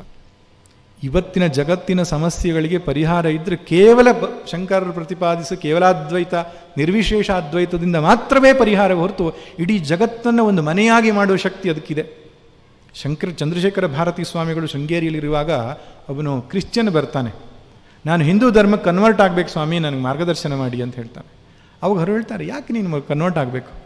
ನಿನ್ನ ಕ್ರಿಶ್ಚಿಯನ್ ಧರ್ಮದಲ್ಲಿ ಹೇಳಿರುವ ಸಾಧನೆಯನ್ನು ಮಾಡ್ತಾ ಚಿತ್ತಶುದ್ಧಿ ಮಾಡ್ಕೋ, ನಿನಗೆ ಭಗವಂತನ ಅನುಗ್ರಹದಿಂದ ಮಾರ್ಗದರ್ಶನ ಸಿಗತ್ತೆ ಅಂತ. ಹೀಗೆ ಹೇಳೋದು ಕೇವಲ ಹಿಂದೂ ಸನಾತನ ಧರ್ಮ ನೆನಪಿರಲಿ. ಇನ್ಯಾರೂ ಕೂಡ ಕನ್ವರ್ಷನ್ ಆಗ್ತೇನೆ ಬಂದರೆ ಫಸ್ಟ್ ರೆಡಿ ಇರ್ತಾರೆ ಅವ್ರನ್ನ ಬ್ಯಾಪ್ಟಿಸಮ್ ಮಾಡೋದಕ್ಕೆ, ಅಥವಾ ಅವರಾಗೆ ಬಲಾತ್ಕಾರವಾಗಿ ಮಾಡ್ತಾರೆ. ನಾವು ಯಾರಿಗೂ ಹೇಳಲ್ಲ ನೀವು ಕನ್ವರ್ಟ್ ಆಗಿ ಅಂತ. ಯಾಕಂದರೆ ನಿಮ್ಮ ಸಾಧನೆಯನ್ನು ಮಾಡ್ತಾ ನಿಮ್ಮ ಅಂತಃಕರಣ ಶುದ್ಧಿ ಮಾಡ್ತಾ ಹೋದರೆ ಕೊನೆಗೆ ಎಲ್ಲರಿಗೂ ಗೊತ್ತಾಗೋದು ಸತ್ಯ ಒಂದೇ. ನ್ಯೂಟನ್ ಯಾವ ಸತ್ಯವನ್ನು ಕಂಡುಹಿಡಿದ್ನೋ ಅದೇ ರೀತಿ ನಮ್ಮೆಲ್ಲರ ಹೃದಯವನ್ನು ಬೆಳೆದಕ್ಕಂತಹ ಚೇತನ ಒಂದೇ. ಜಾತಿ ಮತ ಕುಲ ಗೋತ್ರಗಳನ್ನು ಮೀರಿದಂತಹ ಪರಮಸತ್ಯ ಅನ್ನುವಂಥದ್ದು ಶಂಕರರು ಉಪನಿಷತ್ತಿನ ಸಹಾಯದಿಂದ ನಮ್ಮ ಅನುಭವವನ್ನು ಅನುಸಾರಿಯಾದ ಯುಕ್ತಿಯನ್ನು ಹೇಳ್ತಾ ನಮಗೆ ತೋರಿಸಿಕೊಟ್ಟರು. ಎಲ್ಲ ಉಪನಿಷತ್ತುಗಳು ಇದೇ ಸತ್ಯವನ್ನು ಹೇಳ್ತಾ ಇದ್ದೇವೆ. ಬ್ರಹ್ಮಸತ್ಯಂ ಜಗನ್ಮಿಥ್ಯ ಜೀವೋ ಬ್ರಹ್ಮೈವ ನಾಪರಃ. ಇದಕ್ಕೆ ಭಾಷ್ಯವನ್ನು ಬರೆದರು. ದಶೋಪನಿಷತ್ತುಗಳಿಗೆ ಪ್ರಸನ್ನ ಗಂಭೀರವಾದ ಭಾಷ್ಯವನ್ನು ಬರೆದರು. ಮೊದಲು ತೈತ್ತರೀಯ ಉಪನಿಷತ್ತಿಗೆ ಬರೆದರು, ನಂತರ ಮಾಂಡೂಕ್ಯ ಉಪನಿಷತ್ತು. ಅವರ ಪರಮಗುರುಗಳಾದಂತಹ ಗೌಡಪಾದಾಚಾರ್ಯರು ಅದಕ್ಕೆ ಕಾರಿಕೆಗಳನ್ನು ಬರೆದಿದ್ದಾರೆ. ಆ ಕಾರಿಕೆ ಸಮೇತವಾಗಿ ಭಾಷ್ಯವನ್ನು ಬರೆದರು. ಅದನ್ನು ಅಧ್ಯಯನ ಮಾಡಬೇಕು, ಯಥಾಶಕ್ತಿ ನಾವು ಚಿಂತನೆಯನ್ನು ಮಾಡಬೇಕು. ತದನಂತರ ಭಗವತ್ಪಾದರು ಬರೆದದ್ದು ಭಗವದ್ಗೀತೆಗೆ ಭಾಷ್ಯ. ಇದಕ್ಕೆ ಸ್ಮೃತಿ ಪ್ರಸ್ಥಾನ ಅಂತ ಹೇಳ್ತಾರೆ. ಸ್ಮೃತಿಗೂ ಶ್ರುತಿಗೂ ವ್ಯತ್ಯಾಸ ಏನಂದರೆ, ನಾನು ಹೇಳಿದ್ನಲ್ಲ, ಶ್ರುತಿ ಅನ್ನೋದು ಋಷಿಗಳಿಗೆ ಕಂಡದ ಸತ್ಯಗಳು, ಅವರ ಉದ್ಗಾರಗಳಷ್ಟೇ, ಅವರಲ್ಲಿ ಅವ್ರ ಕರ್ತೃತ್ವ ಏನೂ ಇಲ್ಲ. ಸ್ಮೃತಿಯಲ್ಲಿ ಹಾಗಲ್ಲ. ಶ್ರುತಿಯನ್ನು ಚೆನ್ನಾಗಿ ಅಧ್ಯಯನ ಮಾಡಿ ಇದು ಕ್ರಮವಾಗಿ ಒಂದರ ಮೇಲೆ ಒಂದು ಇದೇ ರೀತಿ ಲಾಜಿಕಲ್ ಆಗಿ ಬರಬೇಕು ಅಂತ ಒಬ್ಬರು ಋಷಿ ಬರೆದಂತಹ ಗ್ರಂಥಕ್ಕೆ ಸ್ಮೃತಿ ಅಂತ ಹೇಳ್ತಾರೆ. ಸ್ಮೃತಿ ಅಂದರೆ ನೆನಪಲ್ಲಿ ಇಟ್ಟುಕೊಂಡು ಬರೆದದ್ದು ಅಂತ. ಶ್ರುತಿಯನ್ನು ಚೆನ್ನಾಗಿ ಅಧ್ಯಯನ ಮಾಡಿ ಅದರ ಆಧಾರದಿಂದ ಬರೆದಂತಹ ಗ್ರಂಥಗಳಿಗೆ ಸ್ಮೃತಿ ಗ್ರಂಥಗಳು ಅಂತ ಹೇಳ್ತಾರೆ. ಅದು ಶ್ರುತಿಯನ್ನು ಒಂದು ಚೂರು ತಪ್ಪಲ್ಲ, ಶ್ರುತಿಗೆ ವಿರುದ್ಧವಾಗಿರಲ್ಲ, ಆದರೆ ಶ್ರುತಿಯ ಹಾಗೆ ಏನು ಇಲ್ಲಾಜಿಕಲ್ ಆಗಿರಲ್ಲ. ಇಲ್ಲಾಜಿಕಲ್ ಅಂತ ನಾನು ಹೇಳಿದ್ರೆ ತಪ್ಪಾಗ್ತದೆ. ಶ್ರುತಿಯ ಹಾಗೆ ಒಂದು ಅಂದರೆ ಶ್ರುತಿಯಗಿಂತ ವ್ಯವಸ್ಥಿತವಾದಂತಹ ಒಂದು ವ್ಯವಸ್ಥೆಯನ್ನು ಒಳಗೊಂಡಿರ್ತದೆ. ಉದಾಹರಣೆಗೆ ಬೌಧಾಯನರಿರ್ಬೋದು, ಅಪಸ್ತಂಭರಿರ್ಬೋದು ಬರೆದಂತಹ ಎಲ್ಲ ಸೂತ್ರಗಳನ್ನು ಸ್ಮೃತಿ ಅಂತಲೇ ಕರೀತಾರೆ. ಪುರಾಣಗಳಿರಬಹುದು, ಅವೆಲ್ಲ ಸ್ಮೃತಿಯ ಸಾಲಿಗೆ ಸೇರ್ತದೆ. ಇದನ್ನು ಒಬ್ಬರು ಬರೆದಿರ್ತಾರೆ. ಹಾಗೆ ನಮ್ಮಲ್ಲಿ ಶ್ರುತಿ ಗ್ರಂಥಗಳಿಗೆ ಹೇಗೆ ಪ್ರಾಧಾನ್ಯತೆ ಇದೆಯೋ ಹಾಗೆ ಸ್ಮೃತಿಗೂ ಕೂಡ ಪ್ರಾಧಾನ್ಯತೆ ಇದೆ. ಈ ಎಲ್ಲ ಸ್ಮೃತಿಗಳ ಒಂದು ಸಾಂಕೇತಿಕವಾಗಿ ಶ್ರೀಮದ್ ಭಗವದ್ಗೀತೆಯನ್ನು ಆಯ್ದುಕೊಂಡರು ಭಗವತ್ಪಾದರು. ಶ್ರೀಮದ್ ಭಗವದ್ಗೀತೆಯನ್ನು ಎಲ್ಲ ಶ್ರುತಿಗಳ ಸಾರ ಎಂಬುದಾಗಿ ಅವರು ಘೋಷಿಸಿದರು. ಯಾಕೆ ಯಾರಿಗೆ ಶ್ರುತಿಯನ್ನು ಓದುವ ಸಾಮರ್ಥ್ಯ ಇಲ್ವೋ, ವ್ಯವಧಾನವಿಲ್ವೋ, ಈ ಸ್ಮೃತಿಯನ್ನು ಓದಿದರೆ ಸಾಕು, ಭಗವದ್ಗೀತೆ ಒಂದನ್ನು ಓದಿದರೆ ಸಾಕು, ಶ್ರುತಿಯ ಸಾರ ಎಲ್ಲ ಅವರಿಗೆ ಸಿಗುತ್ತದೆ. ಅಂತಹ ಒಂದು ಅದ್ಭುತವಾದ ಗ್ರಂಥ ಮಹಾಭಾರತದ ಭೀಷ್ಮ ಪರ್ವದಲ್ಲಿ ಬರತಕ್ಕಂತಹ ಶ್ರೀಮದ್ ಭಗವದ್ಗೀತೆ. 700 ಅಧ್ಯಾಯ, 700 ಶ್ಲೋಕ, 18 ಅಧ್ಯಾಯಗಳನ್ನು ಒಳಗೊಂಡಂತಹ ಅತ್ಯಂತ ಪ್ರಬುದ್ಧವಾಗಿರತಕ್ಕಂತಹ ಗ್ರಂಥ. ಸ್ಮೃತಿಯನ್ನು ಆಯ್ದುಕೊಂಡು ಎಲ್ಲ ಸ್ಮೃತಿಗಳ ಒಂದು ಸಂಕೇತವಾಗಿ ಅದನ್ನು ಭಾಷ್ಯವನ್ನು ಬರೆದು ಪ್ರತಿಪಾದನೆ ಮಾಡಿದರು. ಸ್ಮೃತಿಯಲ್ಲಿಯೂ ಕೂಡ ಅದ್ವೈತವೇ ಇದೆ ಅಂತ. ಶ್ರುತಿಯಲ್ಲಿ ಹೇಗೆ ಅದ್ವೈತ ಇದೆಯೋ ಸ್ಮೃತಿಯಲ್ಲಿಯೂ ಅದ್ವೈತ ಇದೆ. ಅಂದರೆ ನೀವು ಭಾಗವತ ಪುರಾಣ ತೆಗೆದುಕೊಳ್ಳಿ, ಎಲ್ಲ ಸೂತ್ರ ಗ್ರಂಥಗಳನ್ನು ತೆಗೆದುಕೊಳ್ಳಿ, ಅಲ್ಟಿಮೇಟ್ಲಿ ಅವರ ಸಿದ್ಧಾಂತ ಏನು? ಅದ್ವೈತವೇ. ಅದನ್ನು ವ್ಯಾಖ್ಯಾನ ಮಾಡುವಾಗ ದ್ವೈತ ಪರವಾಗಿಯೋ ವಿಶಿಷ್ಟಾದ್ವೈತ ಪರವಾಗಿಯೋ ಮಾಡಿರಬಹುದು, ಆದರೆ ವಾಸ್ತವವಾಗಿರ್ತಕ್ಕಂಥದ್ದು ಕೇವಲ ಅದ್ವೈತವೇ. ಅದನ್ನು ಭಗವದ್ಗೀತೆ ಭಾಷ್ಯದಲ್ಲಿ ಅವರು ತೋರಿಸಿದರು. ಭಗವದ್ಗೀತೆ ಭಾಷ್ಯ ಒಂದು ಹೇಗೆ ಭಗವತ್ಪಾದರು ಬರೆದಿದ್ದಾರೆ ಅನ್ನೋದಕ್ಕೆ ಒಂದು ನಿದರ್ಶನವಾಗಿ ಉಪೋದ್ಘಾತ ಭಾಷ್ಯವನ್ನು ನೋಡೋಣ ಅಂತ ನಾನು ಯೋಚನೆ ಮಾಡಿದೆ. ಯಾಕಂದರೆ ಅವರು ಹಾಗೆ ಹೇಳಿದರು ಹೀಗೆ ಹೇಳಿದರು ಅಂತ ಹೇಳೋದಕ್ಕಿಂತ ವಾಸ್ತವವಾಗಿ ಅವರ ಪದಗಳನ್ನೇ ನಾವು ಎತ್ತುಕೊಂಡು ನೋಡಿದರೆ ಅವರು ಹೋಗುವ ಶೈಲಿ ಹೇಗಿದೆ, ಅವರ ಚಿಂತನೆಯ ಧಾಟಿ ಹೇಗಿದೆ ಅಂತ ನಮಗೆ ಗೊತ್ತಾಗ್ತದೆ. ಭಗವದ್ಗೀತೆಯ ಮೊದಲನೇ ಅಧ್ಯಾಯ ಅರ್ಜುನ ವಿಷಾದ ಯೋಗ. ಅದಕ್ಕೆ ಪೀಠಿಕೆ ಅದು. ಕೃಷ್ಣನು ಅರ್ಜುನಿಗೆ ಉಪದೇಶವನ್ನು ಮಾಡೋದಕ್ಕೆ ಬೇಕಾದಂತಹ ಒಂದು ಪೂರ್ವಭಾವಿ ಸಿದ್ಧತೆ. ಅದರಲ್ಲೇನು ತತ್ವ ವಿಚಾರಗಳಿಲ್ಲ, ಅದಕ್ಕೆ ಅವರು ಭಾಷ್ಯ ಬರೆದಿಲ್ಲ ಮೊದಲನೇ ಅಧ್ಯಾಯಕ್ಕೆ. 2ನೇ ಅಧ್ಯಾಯದ 10 ಶ್ಲೋಕದವರೆಗೂ ಅದೇ ಪೀಠಿಕೆ ಮುಂದುವರಿಯುತ್ತೆ. 11ನೇ ಶ್ಲೋಕದಿಂದ ಅಶೋಚ್ಯಾನನ್ವಶೋಚಸ್ತ್ವಂ ಪ್ರಜ್ಞಾವಾದಾಶ್ಚ ಭಾಷತೆ ಗತಾಸೂನ ಗತಾಶೂಶ್ಚ ನಾನು ಶೋಚಂತಿ ಪಂಡಿತಾ, ಇಲ್ಲಿಂದ ಉಪದೇಶ ಶುರುವಾಗ್ತದೆ. ಆದ್ದರಿಂದ ಅಲ್ಲಿಯಿಂದ ಅವರು ಭಾಷ್ಯ ಬರಲಿಕ್ಕೆ ಶುರು ಮಾಡ್ತಾರೆ. 2ನೇ ಅಧ್ಯಾಯದ 11ನೇ ಶ್ಲೋಕದಿಂದ ಭಾಷ್ಯ ಆರಂಭ. ಆ ಶ್ಲೋಕ ಬರೆಯೋದಕ್ಕಿಂತ ಮುಂಚೆ ಒಂದು ಮುನ್ನುಡಿಯ ರೂಪದಲ್ಲಿ, ಪೀಠಿಕೆಯ ರೂಪದಲ್ಲಿ ಉಪೋದ್ಘಾತ ಭಾಷ್ಯ ಎಂಬುದಾಗಿ ಬರೀತಾರೆ. ನಮ್ಮ ಶಾಸ್ತ್ರ ಪರಂಪರೆಯಲ್ಲಿ ಯಾವುದೇ ಗ್ರಂಥವನ್ನು ಅಥವಾ ಭಾಷ್ಯವನ್ನು ಬರೆಯೋದಕ್ಕಿಂತ ಮುಂಚೆ ಆ ಗ್ರಂಥದ ವಿಷಯ, ಸಂಬಂಧ, ಪ್ರಯೋಜನ, ಅನುಬಂಧ ಚತುಷ್ಟಯ ಅಂತ ಕರೀತಾರೆ. ಈ ಅನುಬಂಧ ಚತುಷ್ಟಯನ ನಿರೂಪಣೆ ಮಾಡಬೇಕಾಗತ್ತೆ. ಎಲ್ಲ ಗ್ರಂಥಗಳಲ್ಲಿ ಇದೇ ಪ್ರಕ್ರಿಯೆ. ಇದಕ್ಕೆ ಭಗವದ್ಗೀತೆಗೆ ಒಂದು ಅನುಬಂಧ ಚತುಷ್ಟಯವನ್ನು ಬರೆದು ಇದರಲ್ಲಿ ಏನಿದೆ, ಗೀತೆಯ ಸಾರ ಏನು ಎಂಬುದಾಗಿ ಕೊಟ್ಟಿದ್ದಾರೆ. ಆಗಿನ ಕಾಲದಲ್ಲೇ ಕೆಲವರು ಭಗವದ್ಗೀತೆ ಕರ್ಮ ಪ್ರತಿಪಾದನೆ ಮಾಡುತ್ತೆ ಅಂತ ಹೇಳ್ತಿದ್ರು, ಕೆಲವರು ಭಕ್ತಿ ಪ್ರತಿಪಾದನೆ ಮಾಡುತ್ತೆ ಅಂತ ಹೇಳ್ತಿದ್ರು, ಕೆಲವರು ಜ್ಞಾನ ಕರ್ಮ ಸಮುಚ್ಚಯ ಪ್ರತಿಪಾದನೆ ಮಾಡಿ, ಹೀಗೆ ವಿಧ ವಿಧವಾದ ವಾದಗಳಿತ್ತು. ಅದಕ್ಕೆ ಭಗವತ್ಪಾದರು ಭಾಷ್ಯ ಬರೆದು ಜ್ಞಾನವೇ ಅದ್ವೈತವೇ ಭಗವದ್ಗೀತೆಯ ಸಾರವಾಗಿದೆ ಎಂಬುದಾಗಿ ತೋರಿಸಿಕೊಡ್ತಾರೆ. ಹೇಗಪ್ಪ ಅಂದರೆ ನೋಡಿ ಭಾಷ್ಯ, ಸ ಭಗವಾನ್ ಸೃಷ್ಟ್ವಾ ಇದಂ ಜಗತ್ ತಸ್ಯ ಚ ಸ್ಥಿತಿಂಚಿಕೀರ್ಷು ಮರೀಚ್ಯಾದೀನ್ ಅಗ್ರೇ ಸೃಷ್ಟ್ವಾ ಪ್ರಜಾಪತೀನ್ ಪ್ರವೃತ್ತಿ ಲಕ್ಷಣಂ ಧರ್ಮಂ ಗ್ರಾಹಯಾಮಾಸ ವೇದೋಕ್ತಂ. ಆ ಭಾಷೆಯೂ ಕೂಡ ಅತ್ಯಂತ ಸುಲಲಿತ. ನಿಮಗೇನಾದರೂ ಸಂಸ್ಕೃತ ಕಲಿಬೇಕು ಅಂದರೆ ಭಗವತ್ಪಾದರ ಭಾಷ್ಯವನ್ನು ಓದಿ. ಭಾಷ್ಯವನ್ನು ಓದ್ತಾ ಓದ್ತಾ ಸಂಸ್ಕೃತ ಬಂದುಬಿಡುತ್ತೆ ಅಂತ. ಕಠಿಣವಾಗಿಲ್ಲ, ಅತ್ಯಂತ ಸರಳವಾಗಿದೆ. ಮತ್ತು ಅವರು ಗದ್ಯವೂ ಕೂಡ ಒಂದು ಪದ್ಯದ ರೂಪದಲ್ಲಿದೆ. ಅಷ್ಟು ಚಂದ ಅವರದ್ದು. ಆ ಪದಗಳನ್ನು ಆಯ್ಕೆ ಮಾಡುವಂತಹ ರೀತಿ, ಹೇಳುವ ರೀತಿ ಅಷ್ಟು ಸುಂದರ. ಸ ಭಗವಾನ್, ಆ ಭಗವಂತನು ಸೃಷ್ಟ್ವಾ ಇದಂ ಜಗತ್, ಈ ಜಗತ್ತನ್ನು ಸೃಷ್ಟಿಸಿಬಿಟ್ಟು ತಸ್ಯ ಚ ಸ್ಥಿತಿಂಚಿಕೀರ್ಷು, ಅದನ್ನು ಕಾಪಾಡೋದಕ್ಕಾಗಿ ಮರೀಚ್ಯಾದೀನ್ ಅಗ್ರೇ ಸೃಷ್ಟ್ವಾ ಪ್ರಜಾಪತೀನ್ ಪ್ರವೃತ್ತಿ ಲಕ್ಷಣಂ ಧರ್ಮಂ ಗ್ರಹಯಾಮಾಸ ವೇದೋಕ್ತಂ. ಸೃಷ್ಟಿಯನ್ನು ಮಾಡಿ ಭಗವಂತ ಮರೀಚಿ ಮುಂತಾದ ಋಷಿಗಳನ್ನು ಸೃಷ್ಟಿ ಮಾಡಿ ಪ್ರವೃತ್ತಿ ಲಕ್ಷಣವಾದ ಧರ್ಮವನ್ನು ಕೊಟ್ಟನಂತೆ. ತದನಂತರ ತಥೋ ಅನ್ಯಾಶ್ಚ ಸನಕ ಸನಂದಾನಾದೀನ್ ಉತ್ಪಾದ್ಯ ನಿವೃತ್ತಿ ಲಕ್ಷಣಂ ಧರ್ಮಂ ಜ್ಞಾನವೈರಾಗ್ಯ ಲಕ್ಷಣಂ ಗ್ರಾಹಯಾಮಾಸ ದ್ವಿಧೋ ಹಿ ವೇದೋಕ್ತೋ ಧರ್ಮ ಪ್ರವೃತ್ತಿ ಲಕ್ಷಣೋ ನಿವೃತ್ತಿ ಲಕ್ಷಣಶ್ಚ ಜಗತಸ್ಥಿತಿ ಕಾರಣಂ. ಫಸ್ಟು ಮರೀಚಿ, ಅತ್ರಿ, ಅಂಗಿರಸ್, ಪುಲಸ್ತ್ಯ, ಪುಲಹ, ಕ್ರತು, ವಸಿಷ್ಠ ಮುಂತಾದಂತಹ ಋಷಿಗಳನ್ನು ಸೃಷ್ಟಿ ಮಾಡಿ ಅವರಿಗೆ ಪ್ರವೃತ್ತಿ ಲಕ್ಷಣದ ಧರ್ಮವನ್ನು ಕೊಟ್ಟ. ನಂತರ ಸನಕ ಸನಂದನ ಸನತ್ಕುಮಾರಾದಿಗಳನ್ನು ಸೃಷ್ಟಿ ಮಾಡಿ ನಿವೃತ್ತಿ ಲಕ್ಷಣವಾದ ಧರ್ಮವನ್ನು ಕೊಟ್ಟ. ಈ ಪ್ರವೃತ್ತಿ ನಿವೃತ್ತಿ ಆದಂತಹ ದ್ವಿವಿಧೋ ಹಿ ವೇದೋಕ್ತೋ ಧರ್ಮ, ಇದು ಎರಡೇ ವೇದದಲ್ಲಿ ಪ್ರತಿಪಾದಿತವಾದ ಜೀವನ ಶೈಲಿ. ಇದರ ಅರ್ಥ ಏನು? ವೇದದಲ್ಲಿ ಏನಿದೆ ಸ್ವಾಮಿ ಅಂತ ಕೇಳುವವರಿಗೆ ಇದು 2 ಪ್ರಕಾರದ ಜೀವನವನ್ನು ಕೊಟ್ಟಿದ್ದಾರೆ ವೇದದಲ್ಲಿ. ಸಂಹಿತಾ, ಬ್ರಾಹ್ಮಣ, ಆರಣ್ಯಕಗಳ ಮುಖಾಂತರ ಪ್ರವೃತ್ತಿ ಮಾರ್ಗ ಅಂದರೆ ಗೃಹಸ್ಥನಾಗಿ ಇದ್ದುಕೊಂಡು ಗ್ರಾಹಸ್ಥ್ಯ ಜೀವನವನ್ನು ನಿಭಾಯಿಸ್ತಾ ಮೋಕ್ಷಕ್ಕೆ ಹೋಗೋದು ಹೇಗೆ, ಇದನ್ನು ಕೊಟ್ಟಿದ್ದಾರೆ. ಇನ್ನು ಉಪನಿಷತ್ತುಗಳ ಮುಖಾಂತರ ನಿವೃತ್ತಿ ಮಾರ್ಗ ಅಂದರೆ ಸನ್ಯಾಸದಲ್ಲಿ ಇದ್ದುಕೊಂಡು ಸರ್ವಸಂಗ ಪರಿತ್ಯಾಗಿಯಾಗಿ ಮೋಕ್ಷವನ್ನು ಅನುಸರಿಸುವುದು ಹೇಗೆ ಅಂತ ತಿಳಿಸ್ಕೊಟ್ಟಿದ್ದಾರೆ. ಇದು 2 ಜೀವನ ಶೈಲಿ ವೇದಕ್ಕೆ ಇಷ್ಟವಾದ ಜೀವನ ಶೈಲಿ. 2 ಮಾರ್ಗ ವೇದದಲ್ಲಿರೋದು, ಕರ್ಮ ಮಾರ್ಗ, ಜ್ಞಾನ ಮಾರ್ಗ.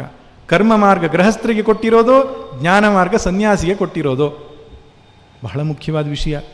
ಯೋಗ ಎಷ್ಟುಂಟು ಭಗವದ್ಗೀತೆಯಲ್ಲಿ ಅಂತ ಕೆಲವರು ಕೇಳ್ತಾರೆ. ಭಗವದ್ಗೀತೆಯಲ್ಲಿ 18 ಯೋಗ ಉಂಟು ಅಂತ ಕೆಲವರು 3 ಯೋಗ, ಭಕ್ತಿ ಯೋಗ, ಜ್ಞಾನ ಯೋಗ, ಮತ್ತೊಂದು ಯಾವುದೋ ಯೋಗ ಅಂತ ಹೇಳೋರು. ಆದರೆ ಭಗವತ್ಪಾದರು ಸ್ಪಷ್ಟಪಡಿಸಿದ್ದಾರೆ, 2 ಯೋಗ ಇರೋದು. ಒಂದು ಕರ್ಮಯೋಗ, ಇನ್ನೊಂದು ಜ್ಞಾನಯೋಗ. ಇದು ಭಗವದ್ಗೀತೆಯಲ್ಲಷ್ಟೇ ಇರೋದಲ್ಲ, ವೇದದಲ್ಲೂ ಇರುವುದು 2 ಯೋಗ, ಕರ್ಮಯೋಗ, ಜ್ಞಾನಯೋಗ. ಕರ್ಮಯೋಗ ಯಾರಿಗೆ? ಗೃಹಸ್ಥರ ಜೀವನದಲ್ಲಿ ಇದ್ದುಕೊಂಡು, ಕರ್ಮಗಳ ಮಧ್ಯದಲ್ಲಿ ಇದ್ದುಕೊಂಡು ಭಗವತ್ ಸಾಕ್ಷಾತ್ಕಾರವನ್ನು ಪಡೆಯುವಂತಹ ಗೃಹಸ್ಥರಿಗೆ. ಜ್ಞಾನಯೋಗ ಯಾರಿಗೆ? ಗೃಹಸ್ಥ್ಯವನ್ನೆಲ್ಲ ಬ್ರಹ್ಮಚರ್ಯದಿಂದಲೋ ಅಥವಾ ಗೃಹಸ್ಥದಿಂದಲೋ ಪರಿತ್ಯಾಗ ಮಾಡಿ ಸನ್ಯಾಸ ನಿಷ್ಠೆಯನ್ನು ಪಡೆದಂತಹ ಜ್ಞಾನಿಗಳಿಗೆ ಜ್ಞಾನಯೋಗ. ಇದು 2 ಯೋಗ ಹಿಂದೂ ಸನಾತನ ಧರ್ಮದಲ್ಲಿ ಹೇಳಿರತಕ್ಕಂಥದ್ದು. ಈಗ ಬೇರೆ ಸುಮಾರೆಲ್ಲ ಯೋಗ ಉಂಟಲ್ಲ, ನಾದ ಯೋಗ, ಆ ಯೋಗ, ಇದನ್ನೆಲ್ಲ ಕರ್ಮಯೋಗದಲ್ಲಿ ನೀವು ಸೇರಿಸ್ಕೋಬೇಕು. ಭಕ್ತಿ ಯೋಗವನ್ನು ಕರ್ಮಯೋಗದಲ್ಲಿ ಸೇರಿಸ್ಕೋಬೇಕು. ಆದ್ದರಿಂದ ತಥೋ ಅನ್ಯಾಶ್ಚ ಸನಕಸನಂದನಾದೀನ್ ಉತ್ಪಾದ್ಯ ನಿವೃತ್ತಿಲಕ್ಷಣಂ ಧರ್ಮಂ ಜ್ಞಾನವೈರಾಗ್ಯಲಕ್ಷಣಂ ಗ್ರಾಹಯಾಮಾಸ ದ್ವಿವಿಧೋ ಹಿ ವೇದೋಕ್ತೋ ಧರ್ಮ ಪ್ರವೃತ್ತಿಲಕ್ಷಣೋ ನಿವೃತ್ತಿಲಕ್ಷಣಶ್ಚ ಜಗತಸ್ಥಿತಿ ಕಾರಣಂ. ಜಗತ್ತಿನ ಸ್ಥಿತಿಗೆ ರಕ್ಷಣೆಗಾಗಿ ಎರಡೇ ಧರ್ಮವನ್ನು ಕೊಟ್ಟಿದ್ದಾನೆ, ಪ್ರವೃತ್ತಿ ನಿವೃತ್ತಿ. ಯಾರು? ಭಗವಂತ, ಸೃಷ್ಟಿಕರ್ತನಾದ ಪರಮೇಶ್ವರ. ಪ್ರಾಣಿನಾಂ ಸಾಕ್ಷಾತ್ ಅಭ್ಯುದಯ ನಿಶ್ರೇಯಸ ಹೇತು ಸಧರ್ಮ. ಇಷ್ಟು ಅದ್ಭುತವಾದ ಮಾತು ನೋಡಿ. ಧರ್ಮ ಅಂದರೆ ಏನ್ರಿ ಅಂತ ಕೇಳಿದಾಗ ನಾವು ಮೇಲೆ ಕೆಳಗೆ ನೋಡ್ತೇವೆ. ಧರ್ಮ ಹೇಳಲಿಕ್ಕೆ ಇದು ನೆನಪಿಟ್ಕೋಬೇಕು. ಈ ಡೆಫಿನೇಷನ್ ಇದೆಯಲ್ಲ, ಸರಿಯಾದಂತಹ ಒಂದು ನಿರೂಪಣೆ ಧರ್ಮದ ಬಗ್ಗೆ.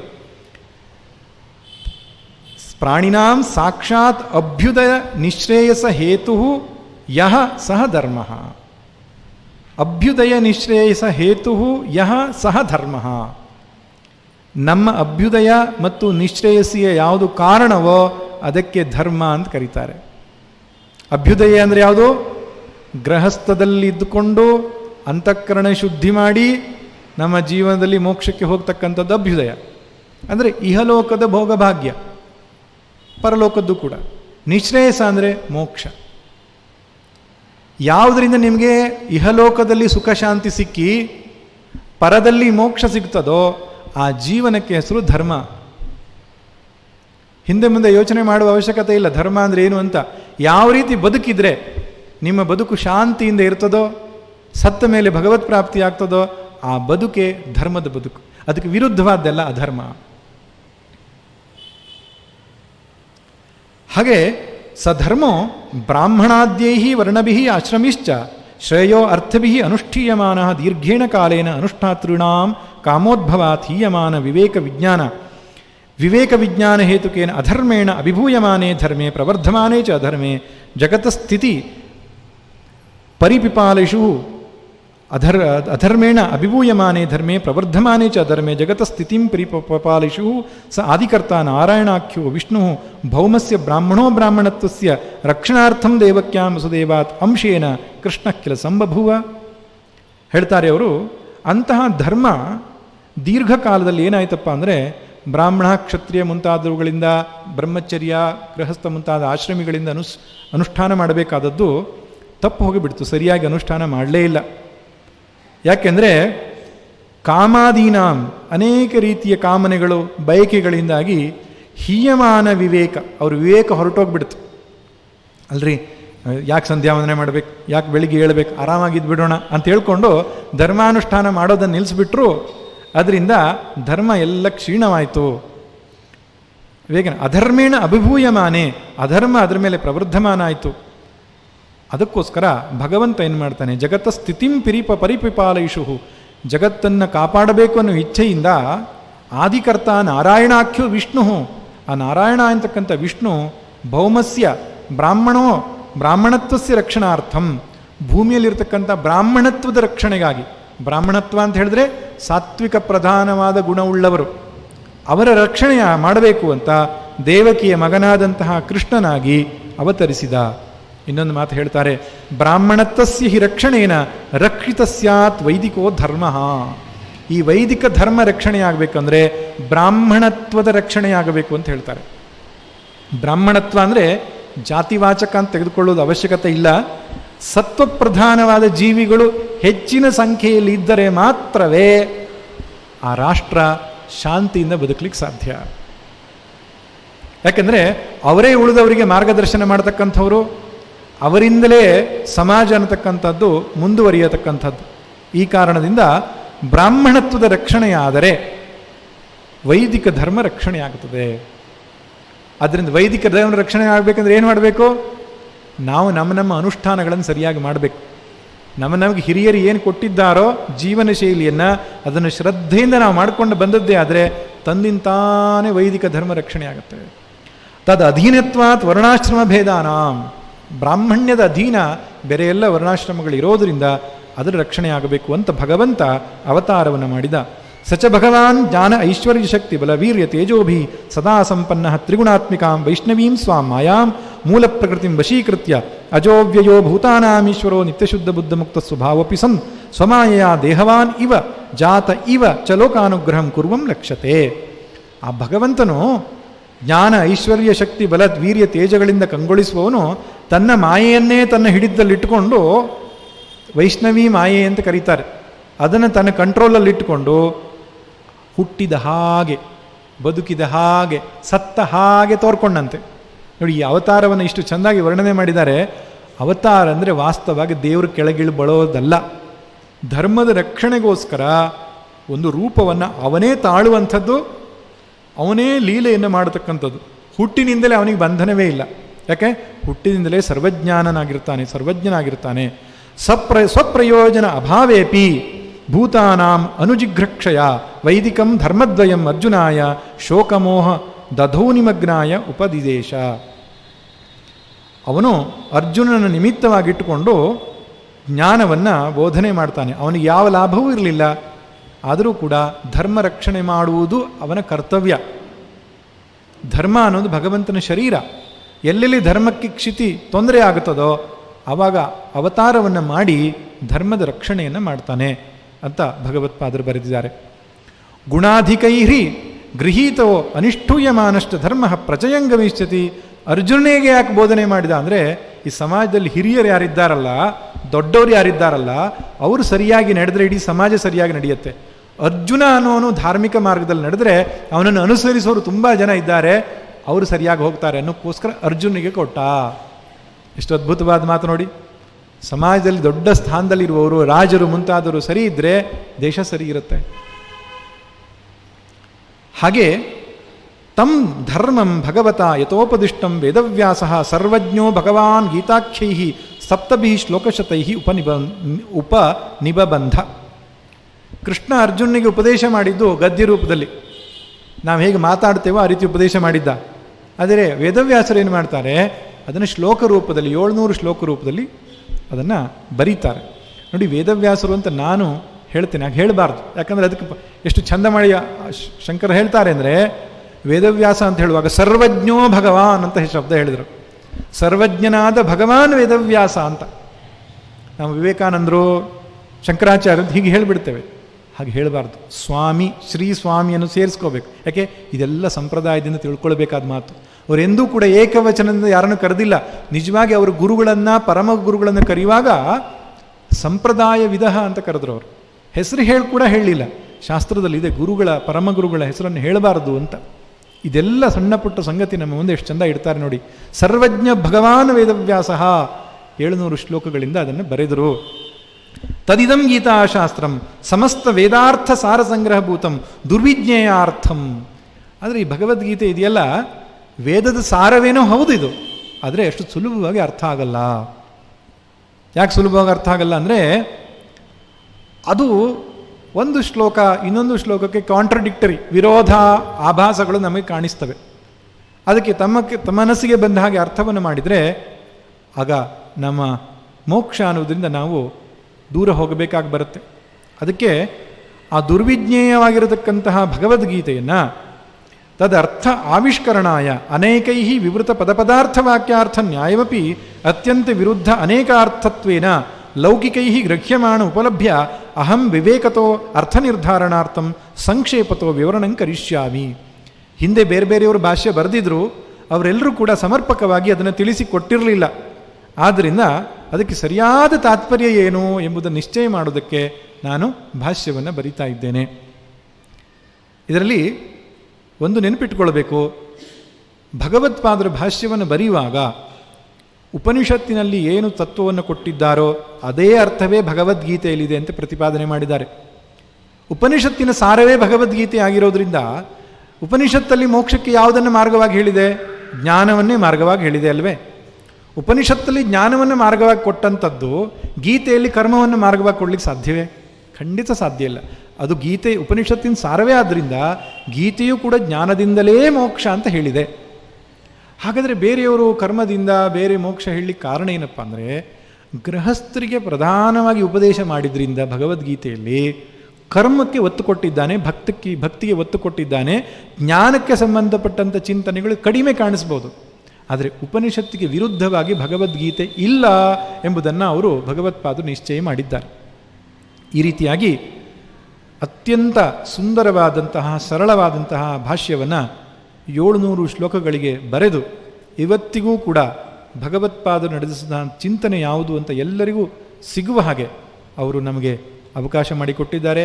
ವ್ಯಾಸ ಗುಹೆಯಲ್ಲಿ ಅವರು ಬರೆದಂತಹ ಭಾಷ್ಯ ಇದು ಭಗವದ್ಗೀತಾ ಭಾಷ್ಯ. ಹಾಗೆ ಬ್ರಹ್ಮಸೂತ್ರದ ಭಾಷ್ಯವನ್ನು ಕೂಡ ಅವರು ಬರೆದಿದ್ದಾರೆ. ಬ್ರಹ್ಮಸೂತ್ರ ಅಂದ್ರೇನು, ಅದರ ಭಾಷ್ಯ ಯಾವ ರೀತಿಯಾಗಿದೆ ಎನ್ನುವುದನ್ನು ನಾಳೆ ದಿನ ನೋಡ್ತೇನೆ. ನಿಮಗೆ ಸ್ವಲ್ಪ ಕಷ್ಟ ಆದರೂ ತೊಂದರೆ ಇಲ್ಲ, ಅವರ ಚಿಂತನೆಗಳನ್ನು ನೋಡೋಣ ಅಂತ. ಆದ್ದರಿಂದ ನಾನು ಚಿಂತನೆಯೇ ನೋಡುವ ಯೋಚನೆ ಮಾಡಿದ್ರಿಂದ ಚತುಸ್ಸೂತ್ರಿ ಭಾಷ್ಯದ 4 ಸೂತ್ರಗಳು, ಅದಕ್ಕೆ ಮುಖ್ಯವಾದ ಭಾಷ್ಯ ಭಾಗ ಯಾವುದು ಅನ್ನೋದನ್ನು ಕೂಡ ನಾಳೆ ಚಿಂತನೆ ಮಾಡಲಿಕ್ಕೆ ಬಯಸ್ತೇನೆ. ಸರ್ವೇ ಭವಂತು ಸುಖಿನಃ, ಸರ್ವೇ ಸಂತು ನಿರಾಮಯಾಃ, ಸರ್ವೇ ಭದ್ರಾಣಿ ಪಶ್ಯಂತು, ಮಾ ಕಶ್ಚಿತ್ ದುಃಖಭಾಗ್ ಭವೇತ್. ಓಂ ಶಾಂತಿ ಶಾಂತಿ ಶಾಂತಿ. ಹರಿ ಓಂ ಶ್ರೀ ಗುರುಭ್ಯೋ ನಮಃ. ಹರಿ ಓಂ.